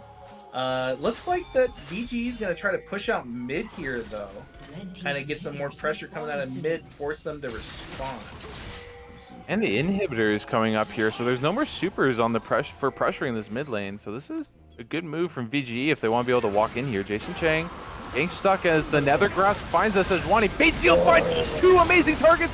Ghoul Freak trying to hit it from the side. Charges coming in from Jason Chang, but Ghoul Freak has to flash away. Matchup is doing too much damage. Here comes Jason from the backside. Matchup going low. Requiem covering over top. Finds the Jinx. Teggy Waggy able to solo out mini boards. That's 4. Our Temper is the last one alive. 1v3. And he's going to go down because Jason Chang was able to pull the bear trap on the rope. And now all they have to do is be able to march down the mid lane, take the Nexus turrets, and take the Nexus. But they're splitting lane, so I don't know if this is going to be the end, is it? Well, I think that they should just be going mid right now, right? Don't they have a mid wave? Like I feel I thought they have a mid wave. yeah, they should. Are just they be want to going group up mid. here? I guess. No, I guess taking 2 inhibs is better than taking 1 when there's an ace. Yeah, and now they're going to hit Nexus turrets. A little bit Wiggy. sloppy here, but I think they got it. I think they got this one. Yeah. About Jellybean John is up. Nobody spawning for another 5 seconds. And that's going to be the Nexus DOB. Oh my Dude, god. is Karthus broken? Okay, so that whole last fight, if we want to revisit that, they got a pretty good engage, but it was not the high value targets. They got it onto Peggy, they got it onto Bilu. Jason, get out of here. Those are not the ones you want to go onto. What you really want to go onto there, you need to hit that Karthus, you need to hit the Caitlyn. If the Caitlyn or the Karthus are not like dead at the beginning of the fight, especially if the Karthus dies in like the middle, it just puts out way too much. Look at the damage! Gyarados coming out with 59k? Not gonna lie, I didn't think he would be doing that. That's I applaud that. Not a baby Gyarados. You proved me wrong, baby. Gyarados. Clutch. Way to pull it back, baby. We're going to break. Alright. Go into game 3, put on the silver screen. We'll see you there. Don't you miss it.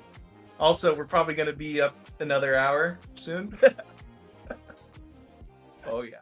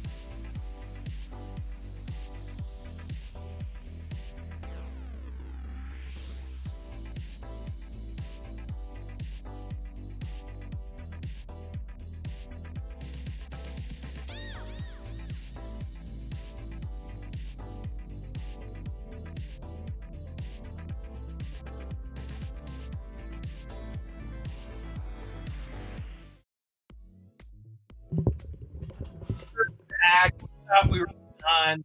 Joke's on you. No one's up.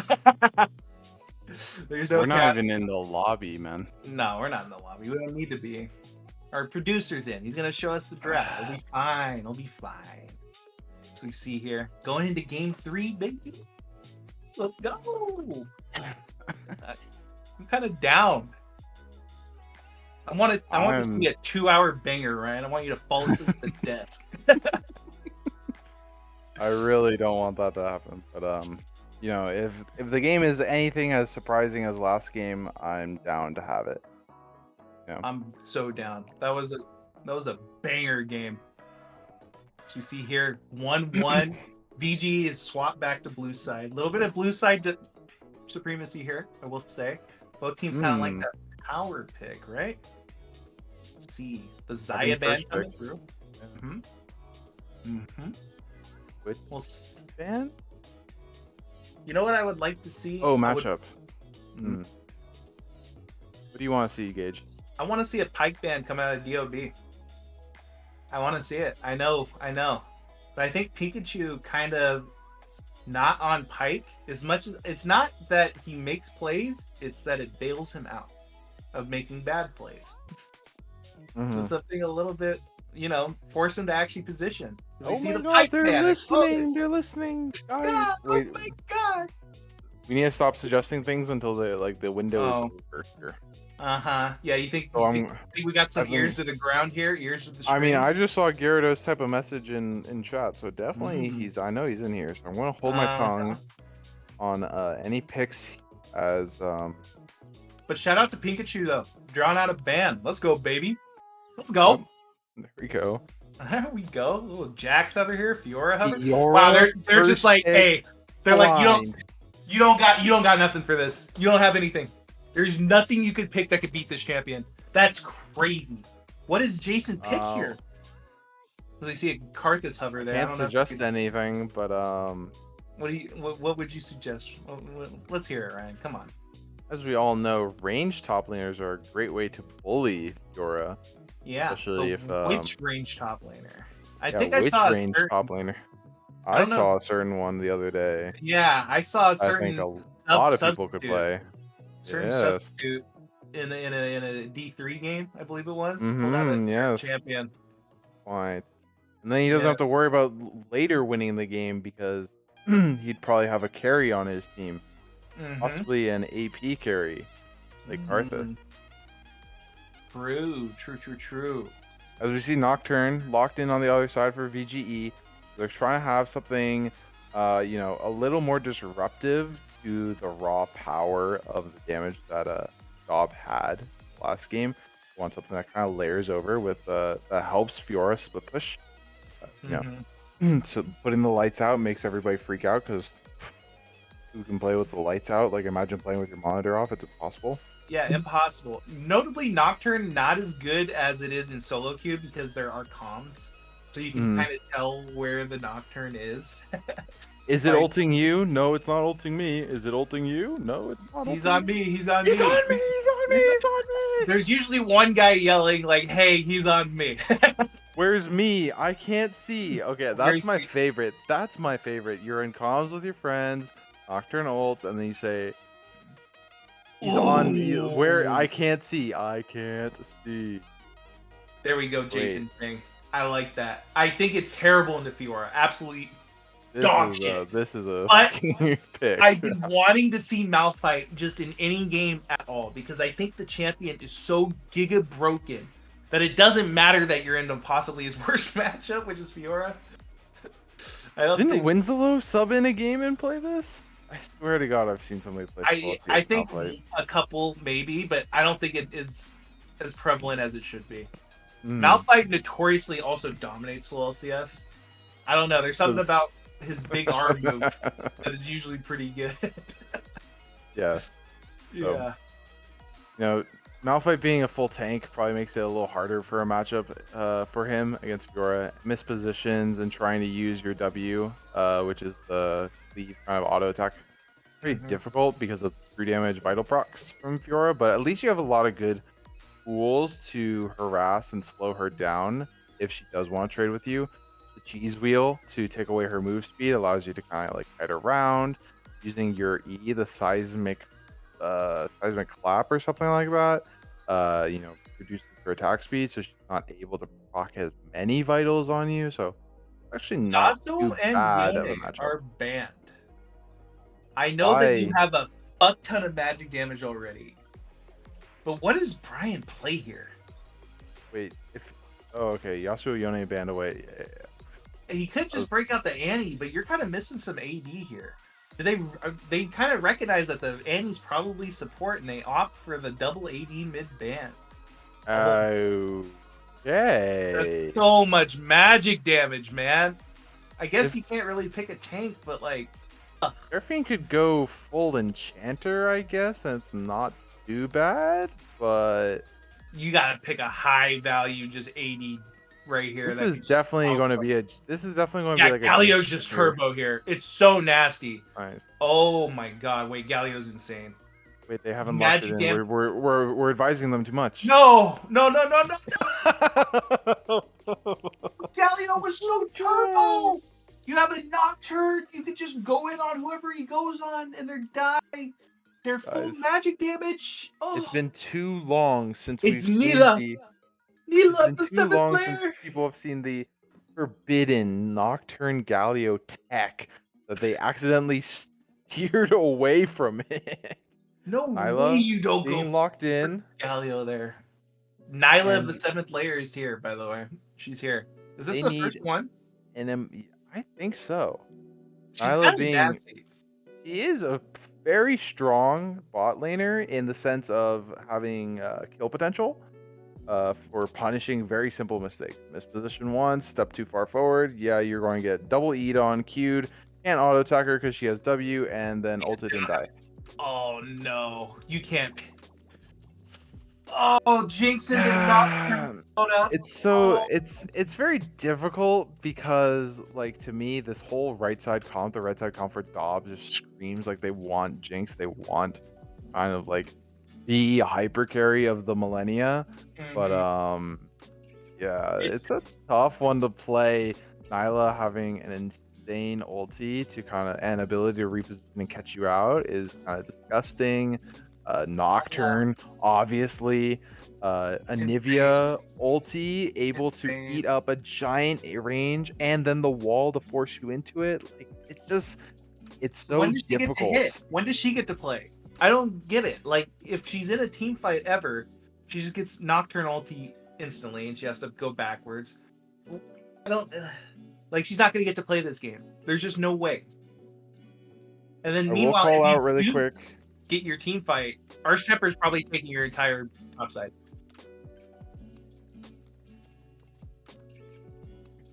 I will say saying that we both drafted like shit is an understatement probably. But one thing I'll call out really quick is that we have 2 minutes remaining on predictions, so get those in. Please send in your points. We want to claim them and reshuffle around the point. Yes. Silver scraps time, baby. Love me some silver scraps. Yeah, I don't know. I would have liked to see the Galio there instead of the Anivia. I think it would have been just absolutely insane, especially into their comp. Nocturne, maybe Vinny Boris isn't very, but if you can play, you can play Nico. You can play Galio. Like it's the same. It's basically the same thing. It's basically the same thing. You kind of one's have range, giant, one's melee. You just have a giant AOE ability that you kind of just need to unleash, and you still build. You still usually build Proto Belt or something like that. So it's probably fine. It's basically he could have done it. I believe in him. After his performance these last 2 games, I believe in him. I think he could do it. Mini Boris kind of playing real nasty the last 2 games. You know, wait, what did he play last game? Last game he played Ari. He had a lot of great charms. Yeah, he was kind of the reason. One of the reasons why they were kind of back into that game. Yeah, a lot of great charms, a lot of good damage on cleaning up the people who were trying to limp away with 1 HP. But I don't know what to expect out of Mini Boris's game playing Anivia.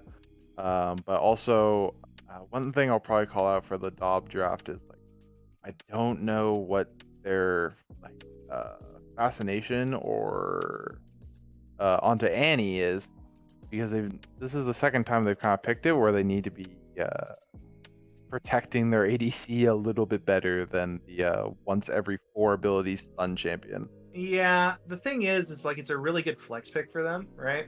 You can Yeah. throw it either support or mid, so they figure like it's pretty safe. And they get their counter pick, but then you use your counter pick. Oh, then Hey, wait, did Seraphine? they end up flexing the Annie here? Annie's mid. Is it mid? Yeah, The it's champ Seraphine flexing is support. everybody blame Anmech. It's not coming up right now. Yeah, we have to Please. remember the draft. They picked Seraphine, so that's their enchanter now. Annie's going to be doing damage, but I don't know how much damage he's going to do with this full AP top side. AD Malphite?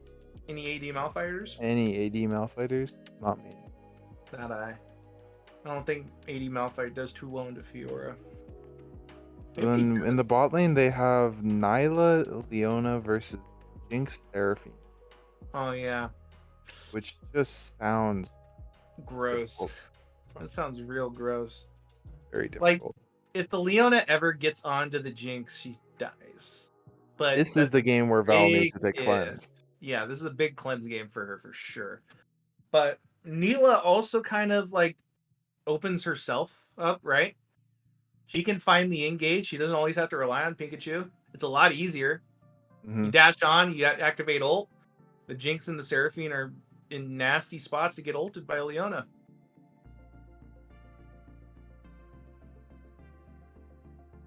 But, Oh. From what I'm hearing is VGE is a little bit favored here. 19.5k points as opposed to 10k on DOB. 2-1 favorites. Guys, flex your wallets. You have to show your support. If honestly, go. if you're giving me those odds, I'm down to take DOB here. Val pop off game for sure. Jinx goes crazy. 1v9s of games. We all carry off into the sunset. Val, Val, Val, Val. Nah, I don't see it I happening. do think it. I do think it's a little odd they went Nyla in after seeing Seraphine, I guess.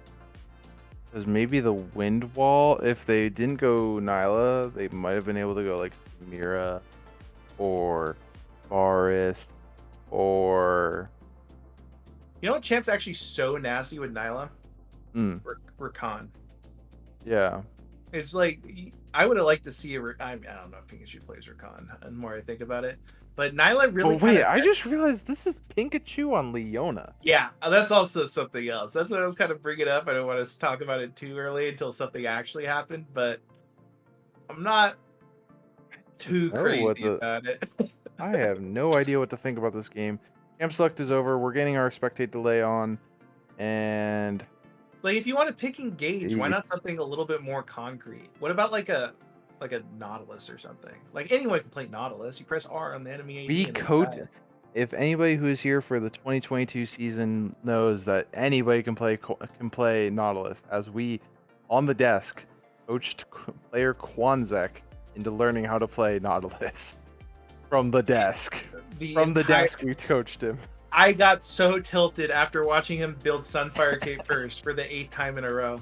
I was like, please, somebody on their team, tell him to build the fucking support item, man. Like, it was 8 games. I'm like, he's still building Sunfire Cape first, dude. And I finally lost it. And I was like, tell him to build Everfrost. Or what is it? Even Shroud? Is that what it is? Yeah, takes clips, sends to him. Do the thing. And he did it. Right. And I felt so proud. I'm like, that. And then he started landing more hooks, and then the dredge line, and all the dredge lines were landing, and his team was winning all of a sudden. Well, So slowest a little bit. story, Kwanzek. Coached from the people on the desk. Finally. Finally.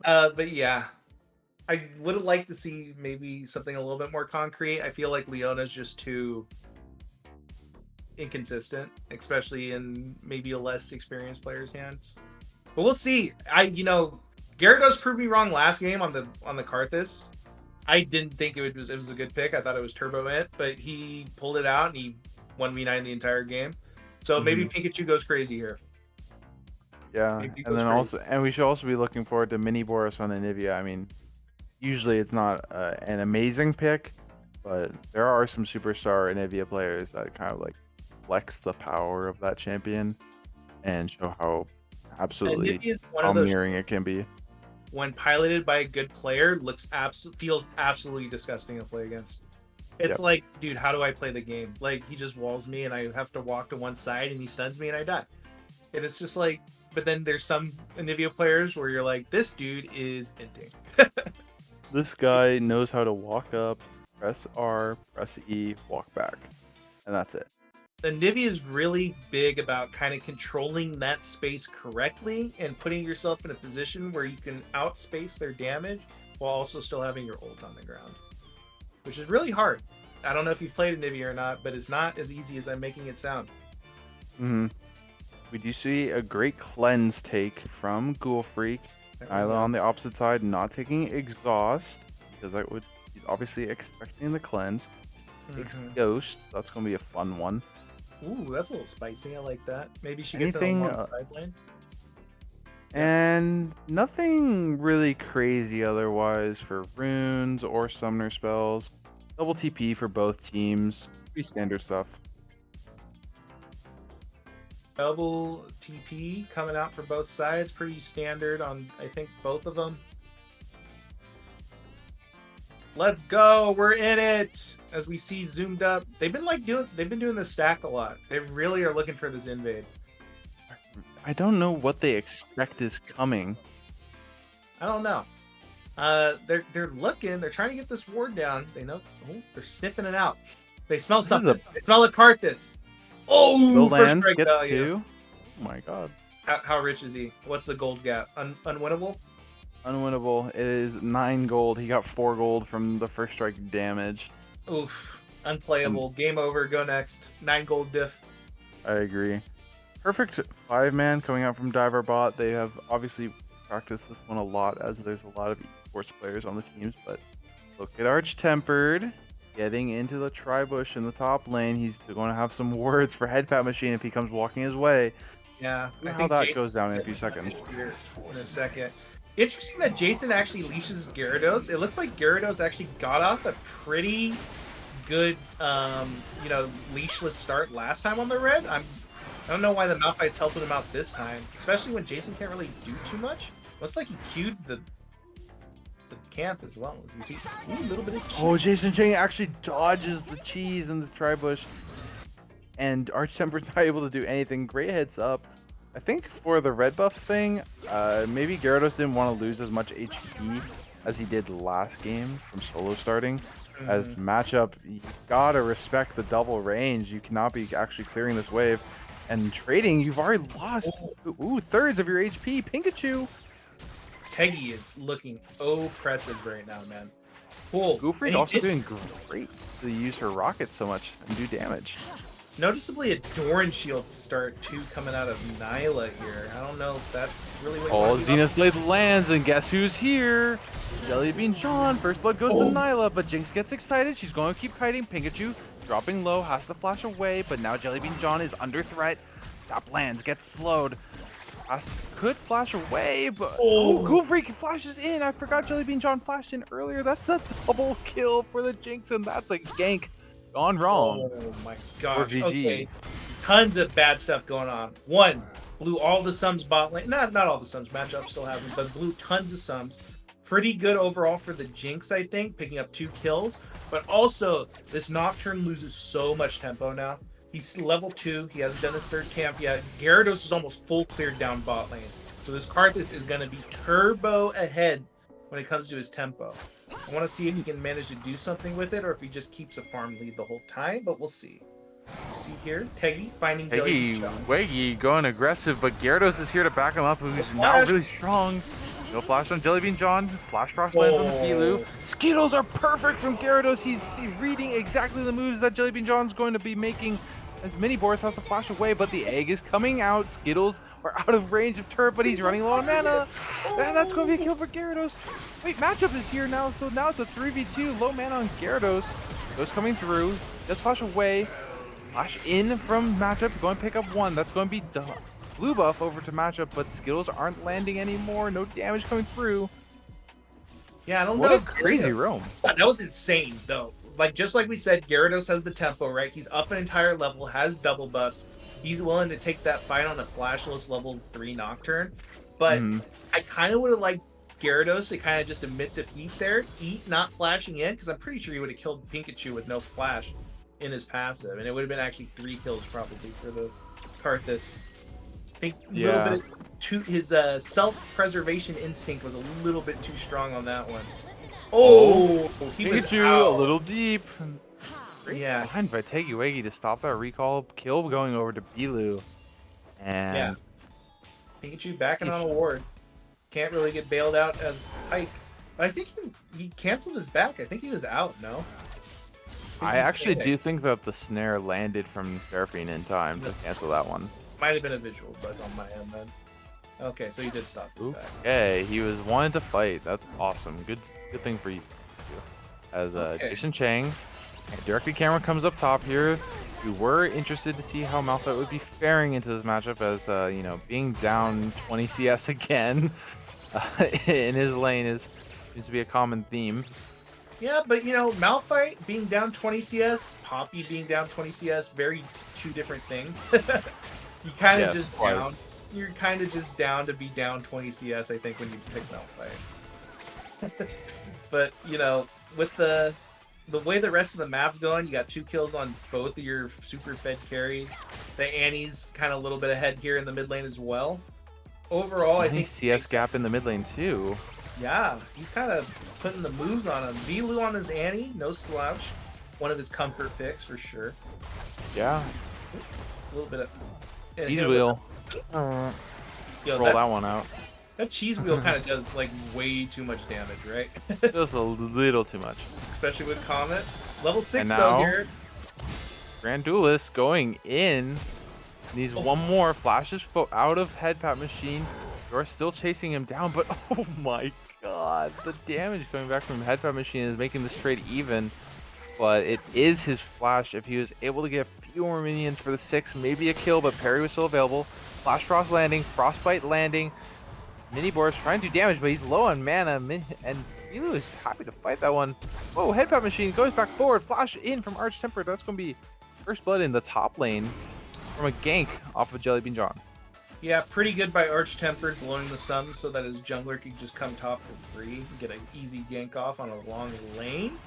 But overall, Headpat Machine was playing it pretty well up until that point. I think his wave got a little bit mismanaged and he had to go into a long lane versus Fiora, which is not the best.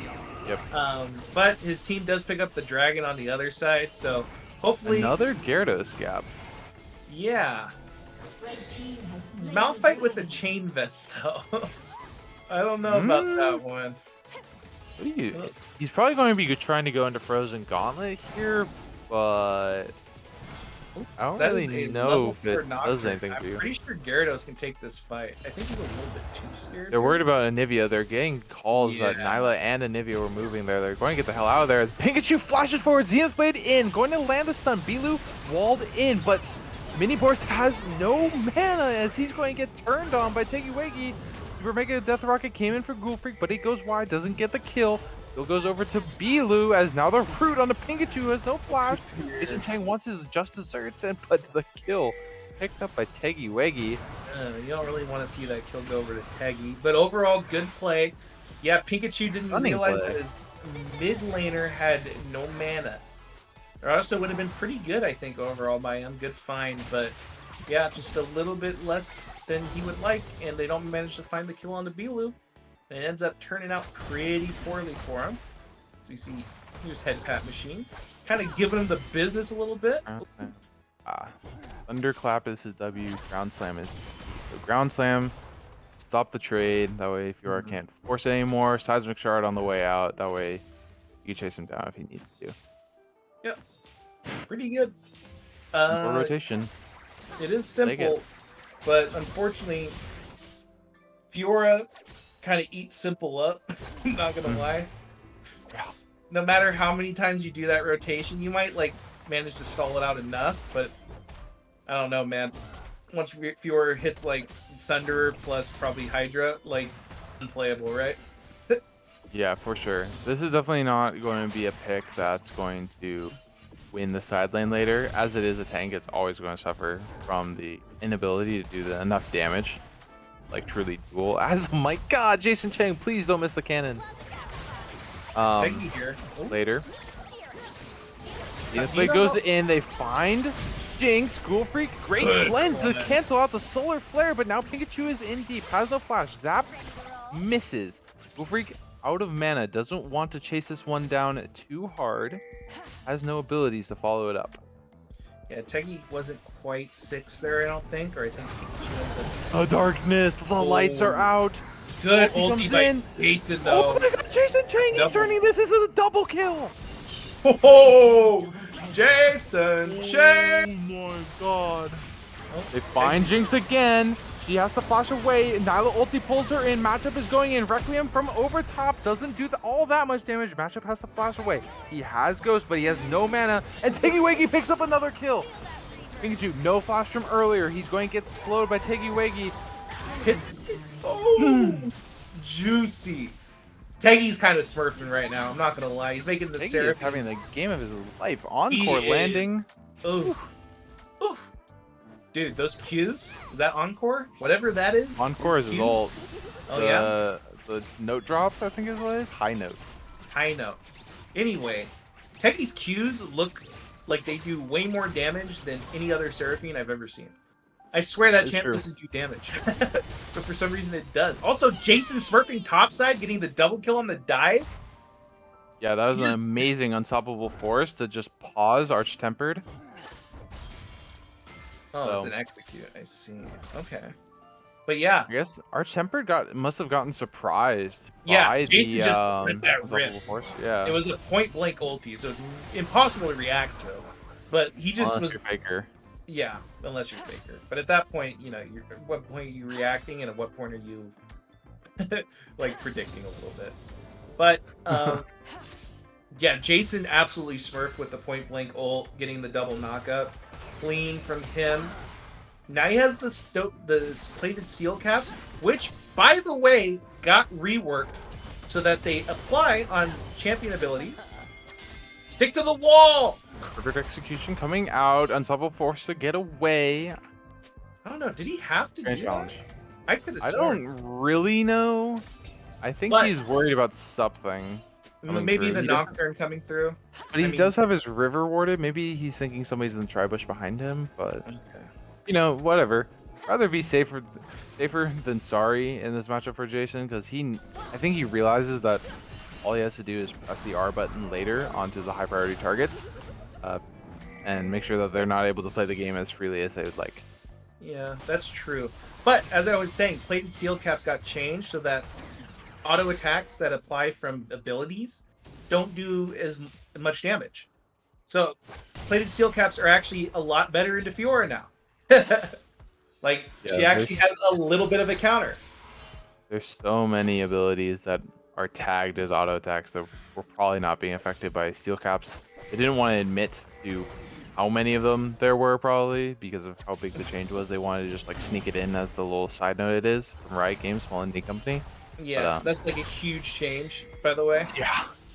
Pretty Also, insane grasp change. got changed too, so it's not as much used as a poking tool. It's more like a scaling health tool. So Fiora's kind of been inadvertently nerfed a lot by like little small fixes. So, you know, where Jason probably would usually have around like 20% HP, he now has like 40%. Mhm. So maybe it's a little bit more playable for these tanks now into Fiora. That's all I'm saying. Might be an option here.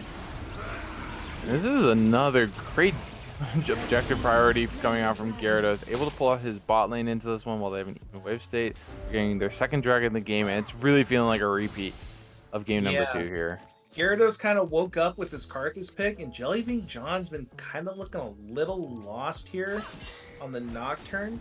You have to be very proactive with your team on when they can look for stuff, but it's also a little bit predictable too, because once Pikachu and Nyla matchups start playing a little bit overly aggressive in a lane they're losing, Teggy and Ghoul Freak are like good enough players to know, like, hey, like Don't be here some- anymore. something's up, man. What's going on? What are these guys doing?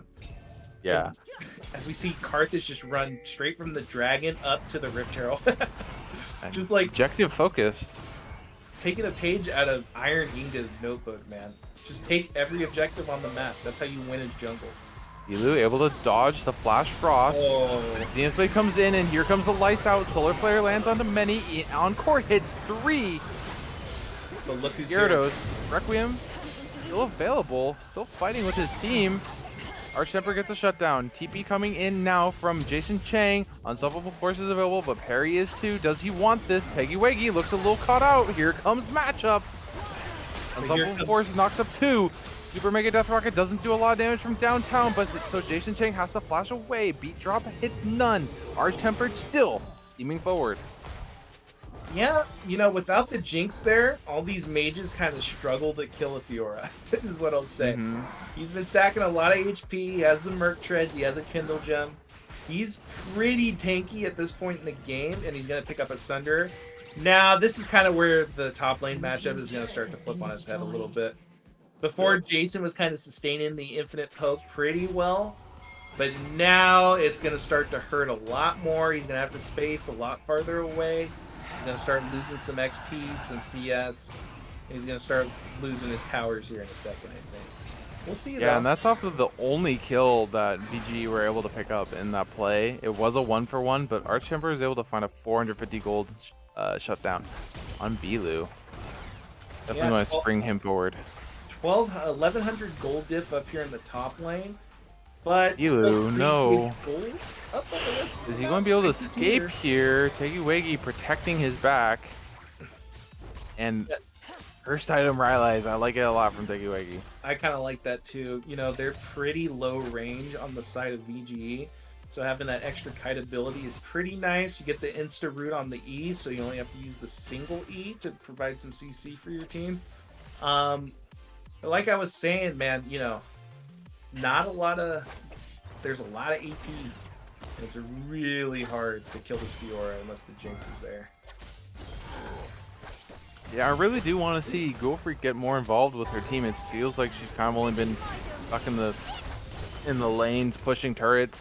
Was able to get first turret bot, break in, is now pushed into mid lane, but you know, being matched up and into Anivia while having like the goal of pushing down a turret is a pretty difficult task unless your team starts to come and help you. So I don't know if I really like this lane assignment or this game plan right now.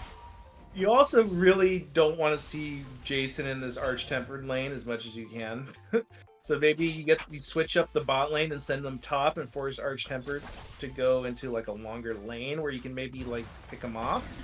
But yeah, I don't know, man. Jason's looking like he's having a rough time. The Sunder is just doing so much damage. Ugh.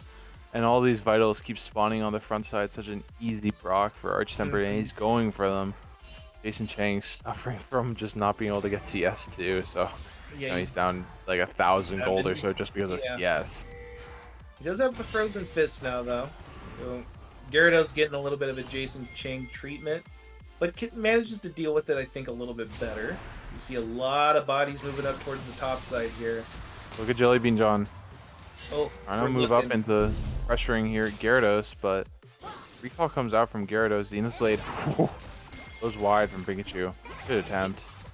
Pretty close there. Good threatening.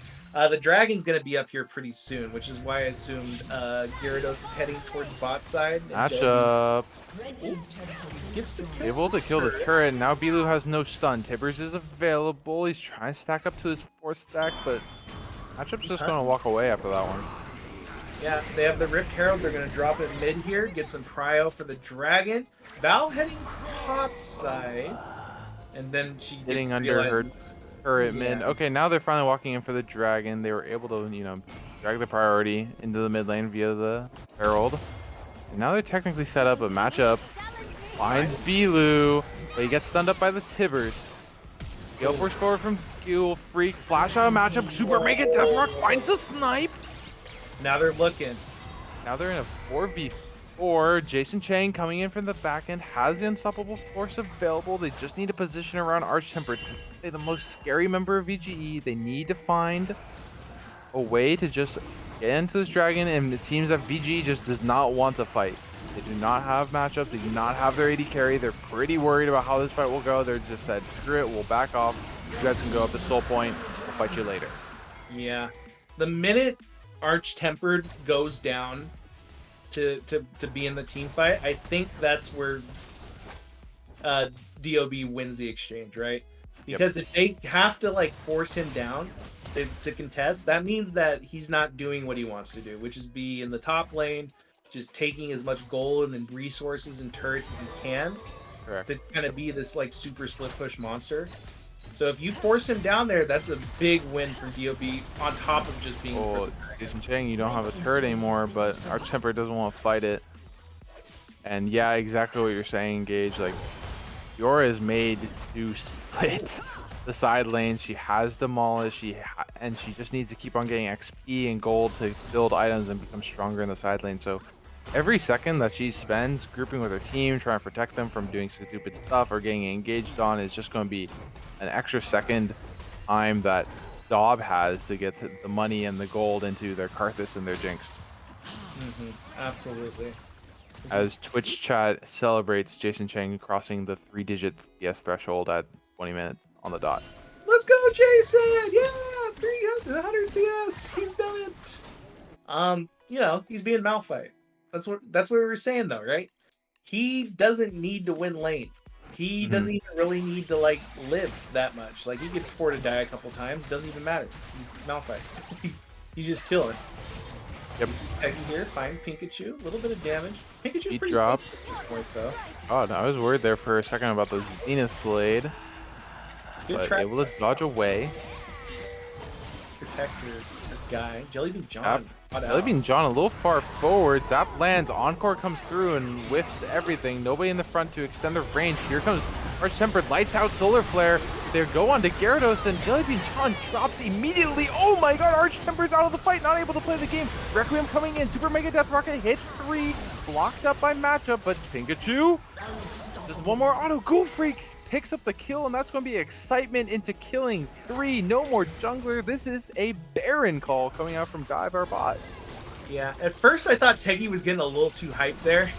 Opens up with the Flash E, Flash ult out of here as we see Jason Chang get absolutely clapped down. Jason Chang by the frostbite. He's going to drop to Mini Boris. First kill of the game for him. Will he be able to push for more? Pressure Dive our bot off the Baron, but Baron's getting pretty low. Smite comes through, so it's going to be secure onto 4. For the Baron buff, and now Mini Boris, he's a little too far forward. No egg available for him. Matchup able to dodge all the auto attacks. Whoa, Arch Tempered comes TPing in and finds Gyarados. Huge shutdown, 600 gold. He's going to push for more. There is no flash on this Jinx, but Bilu, great stun, running low on mana though, so Arch Tempered is going to keep on chasing. He's pushing forward. He's getting more damage. Terry comes through for the slow, but hey, look, there's Ghoul Freak.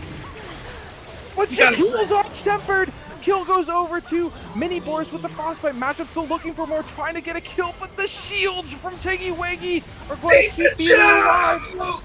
Here comes Jason Chang, TPing straight for the base. Gray screen is over. He's going to be able to kill Pikachu. And oh my god, what the hell just happened? I don't know, man. This is a slobber knocker. You gotta appreciate VGE not giving up here. Ooh, daylight savings. Yes, it is now officially 3 a.m. We have started this game at 11:30, and we have made it to a 3-hour game, or till 3 a.m. Which 3 a.m. because daylight savings time. 3.5 hour series, baby. Yeah, that's fucking yikes. Holy shit. Anyway, it was pretty crazy fight, and now the lights out. Bilu flashes away from nothing because he's still locked onto by Nocturne. He's not going to be able to break the tether, so he's getting feared. Here comes the wall, flash, frost, fight. But here's Jason Chang to save his brother in arms. Bilu is going to live to fight a little more, and they're going to pick up the reverse double kill on that fight engage. Let's go. Jason Chang out here covering his brother, his boy, as we see Pikachu. He's getting involved. Oh, two-man solar flare, and Nyla's going to keep on going crazy here. Zanya's coming out from Bilu. Arch Tempered cannot chase down Gyarados, but he's able to get a great parry stun onto Bilu, and that's a shutdown for 600 gold from that. He's picking up Holy some shit. juicy shutdowns. It might be a little bit too late. This But- is getting dicey. It is getting a little bit scary now, you know. The way we lost to this team, I don't really want to bring it up, but it basically was we lost to Arch Tempered's Fiora. Everywhere else was losing, but that guy literally just shoved it up our you-know-what in the top lane. and we made a couple of bad mistakes, and the game was over. So I hope TP really channeled hope here. that, but we'll see. Great. He was addition. channeled by mini boards. This is a great wall. No unstoppable force for Jason Chang, so he's caught out in a 1v5 and he's going to fall. Shutdown goes over to matchup. 450 gold, and they're going to be denying the soul on this rotation, as that was a great engage by matchup and Arch Temper to find a lot right there in the bot lane. We're going to be extending this game a little bit. You say matchup and Arch Tempered, I say Pikachu, baby. That guy looked like he was absolutely running it. And he just starts it off, hits a nasty two-man ultimate, and then just they get a great fight and they manage to secure the dragon to prevent the soul. So, you know, it may not look like every other Leona engage ever, but it did its job. It did its job. Yep. But I also think that fight was a very great very great chance for VGE. They actually spot that Ghoul Freak is kind of AFK on the map, maybe taking a recall, maybe clearing some jungle camps, maybe just farming mid, and says, oh, this is a 5v4, we think. And they pull the trigger and force it. No jinx. She's 6-1-5, 2.5 items, and she's just not anywhere near her team. It's just not a great look for her positioning. And, you know, VGE were able to punish it, pick up a lot of kills, and the dragon. You kind of want to see this Jinx more involved, especially with how fit she is, right? Especially, you know, you get one kill, and then the whole fight flips. She just starts going absolutely insane. She has double shields coming from the Annie and the Seraphine. And, you know, let's see her, like, actually position with her team now. I think she's sufficiently farmed, right? I think compared to the rest Lights of the out, they find Gyarados. Arch Temper coming from the back. Unstoppable Force knocks up 2. Requiem's coming through, but Parry is available for Arch Tempered, and he blocks all that damage. Bilu TPing in. Can he find any good angles? No, he's just TPing to a mid turret. Flash Frost lands on the Tiggy-Waggy, and it just looks like they have no ability to force anything more. A great bind onto Gyarados. Yeah, just a little bit. It feels like the tide of this game is starting to shift a little bit.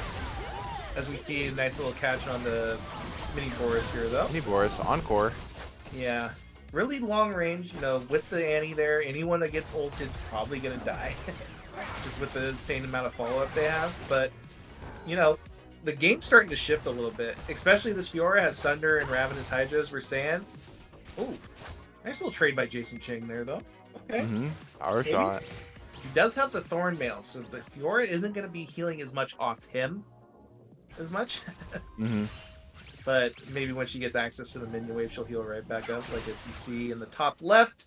Yeah, she's full health. So, yeah, this is basically what happens.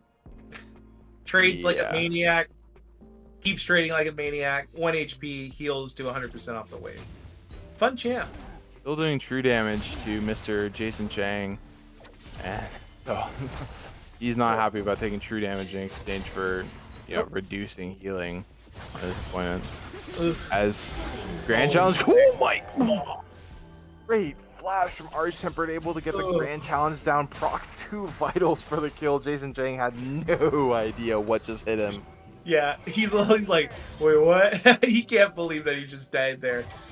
He looks so fine, and then, you know... And then he just lost 1,000 HP to 2 auto attacks. Val covers bottom here?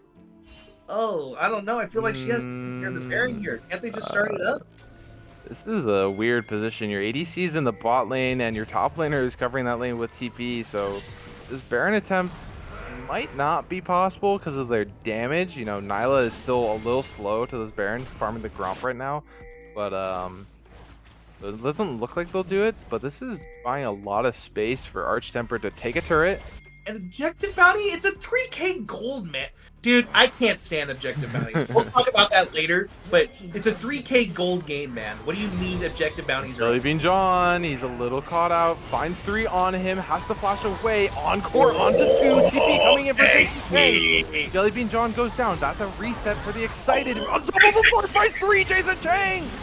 Pikachu trying to buy time, stun up for his team. Requiem coming overhead. That's another kill for Ghoul Freak. I love that she's grouping. Great to triple kill for Ghoul Freak. That baby Jason Chang, let's go! But what an insane ult by Teggy. Did you see how he Holy. positioned himself for that? Yeah, it No, looked on the so side. unnatural, but it landed so well onto VGE. And this is going to definitely be a Baron take for DOB. There is nobody to smite contest, and the only thing they have to worry about is Arch Temper coming in here and 1v4ing, which actually they should be worried about because it's possible. He's coming. He's looking for it. He's coming. Smite lands though, so that's going to be a Baron secure. Arch Temper doesn't have parried anymore. He's not able to find his main target. Grand challenge. 2 vitals only. I think if you're Arch Tempered there, you kind of eat the Baron, maybe make a play on the Dragon, because now there's definitely no contest coming down for this Infernal Soul. Yeah. It looked a little bit like a tilt play from him. I'm not gonna lie. It The did not look, desperation play. yeah, he's like, hey, I need to do something now, or my team's gonna run it, bro. Look at it. He's 6-4 and 3. His AD is not doing too bad, but the rest of the team, what, combined like 3 and 19? 3 and yeah, 19. So they're definitely going to lose the Infernal Soul pending any insanity here as the Lights Out comes in. Encore is spell shielded, smited away by Gyarados. So now this is a 5v3. They're sprinting away. Pikachu, great flash. Oh my god, Teggy Waggy flashes in for the beat drop to snare up Pikachu. Jason Chang, Unstoppable Force finds Mini Boris, and that's another kill for Ghoul Freak. He's chasing down matchup. Bilbo pops, but they're not going to be able to kill her. But now they're pressuring in this mid wave. Jason Chang, a little deep, but it doesn't matter because Fiora is actually doing 0 damage to the rock right now, walking in the minions, pressing the base with their Baron buff. This is going to be a lot of structures falling right here. This could even be a few Nexus turrets if it's not the game. Yeah, absolutely great play. You know, a little bit of desperation coming out here at the end by Arch Tempered. Arch Tempered thinking he finds an opening, flashing onto Ghoul Freak. Or no, forcing onto Ghoul Freak, getting her flash. That's what happened right there. But that's going to be 2 inhibitors falling for VGE. Great pressure, great push from DOB. And now just a reset into replaying the map. There's only 1 lane to push and it has all of its turrets. Take a guess who that was. Hey man, he's playing Malphite. Relax. I'm not saying anything about that. I'm just saying he has all of his turrets. I'm just saying he has all of his turrets. Yeah, I don't know. Arch Tempered's gonna have to pull out some real magic here, man. He's trying his best. He's making Fiora look like a teamfight champion with how much pressure he's applying, but I don't know. Gyarados is not going to be able to work out. It's so difficult for him to do that type of play with, you know, having so much CC possible as Jellybean John just walks up to the mid lane turret of DOB. Encore comes through and, ooh, Jesus, it almost lands onto him. And he limps away with almost 0 HP in his pocket. He's trying to get chasing Death him. Rocket. Not available, but Tibbers is here and the fucking shield is doing the aura shield. Oh The no! spell shield out Jellybean John, so Requiem is going to seal the deal. Run, While we're pushing in. They're going down mid here. They're gonna look to end. Arch Tempered's top side. He's trying No to GG. do his Fiora thing, but you know it's too hard. The rest of the team, Piggy Pikachu, finds Pikachu. Go! Pikachu getting beat up by a rock and a teddy bear. He's going to fall. Of course, finds Mini Boris, who goes into an egg. Arch Tempered has returned from the top lane. Ghoul Freak firing from range, has a GA, has her full team, has so much pressure to be able to push the game. Just needs to hit the minions and get to the turret. Arch Tempered goes forward, no parry. It doesn't hit anything, but oh my god, a flash flash from Mini Boris, and now Arch Tempered has his Zonias. He's going low. He's going big hit chase down. He's the kill. Infernal Soul comes in to seal the deal. Jinx is excited. Jellybean John, Garrett. Milo, they pulled the 3. Can they get anything out of this? This is the last stand for VGE, but now Mini Boris, the last one alive, is not going to be able to do anything. Encore coming out for Teggy Waggy to close out this concerto for his team. Oh, That a baby. That was a lot more solid. I like that. That was clean. It was concise. It was deterministic. Okay. The first game really rough, right, for DOB. However, they really pulled it together. They figured out how to play as a team again. They pulled out all their stops. Teggy making Seraphine look like a Nautilus with the way he was engaging. He was going flashing great. in and then hooking with the beat drop was a pretty insane play, and I love that he was able to pull that off so many times. Yeah. You know, Val reaching critical, Jinx Has 2 double shielders on him, looking great. She looked absolutely amazing that game. Maybe you would have liked to see her show up to team fights a little bit earlier, but that's what that team does, man. They let their scalers scale, and then the rest of the team just kind of drags them through the mid game and early game. Brian Bilu did amazing. Yes, Tagging sir. like an absolute monster. Gyarados was just absolutely power farmed the heck out of that game and got an early advantage.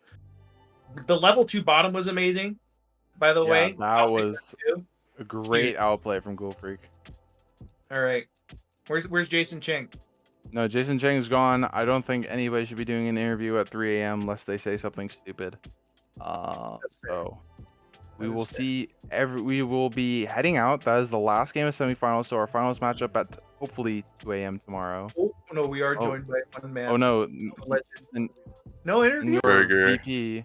Hey, good Is job your- though. Hey, that's Okay. my boy. Oh, Get kicked out. I think we're settling for a 2 p.m. start time for finals, which is going to be DOB, Diver Bot versus Sit. And we should get out of here and go fucking sleep because I'm tired. yeah. All right, we're gonna kick it off to our producer though. Let him talk up a little bit. We'll see. All right. Yeah. So, casters, well, I'll take it over for the rest of this. It's very simple. We are at the end tomorrow. We got one more game, and it is the grand finals. That's supposed to start at 2, but we do have festivities beforehand. We will be having our All-Stars event starting at noon, which is in 9 hours. So a lot of League of Legends coming up. I know it's insane that it's such a short turnaround time, but thanks everyone for tuning into this very late game. We're all gamers. I know we're not asleep yet, so you wouldn't want to miss it. That's all the semifinal actions. Grand finals, Diverbot against Sit tomorrow. You wouldn't want to miss it for anything. Have a good night.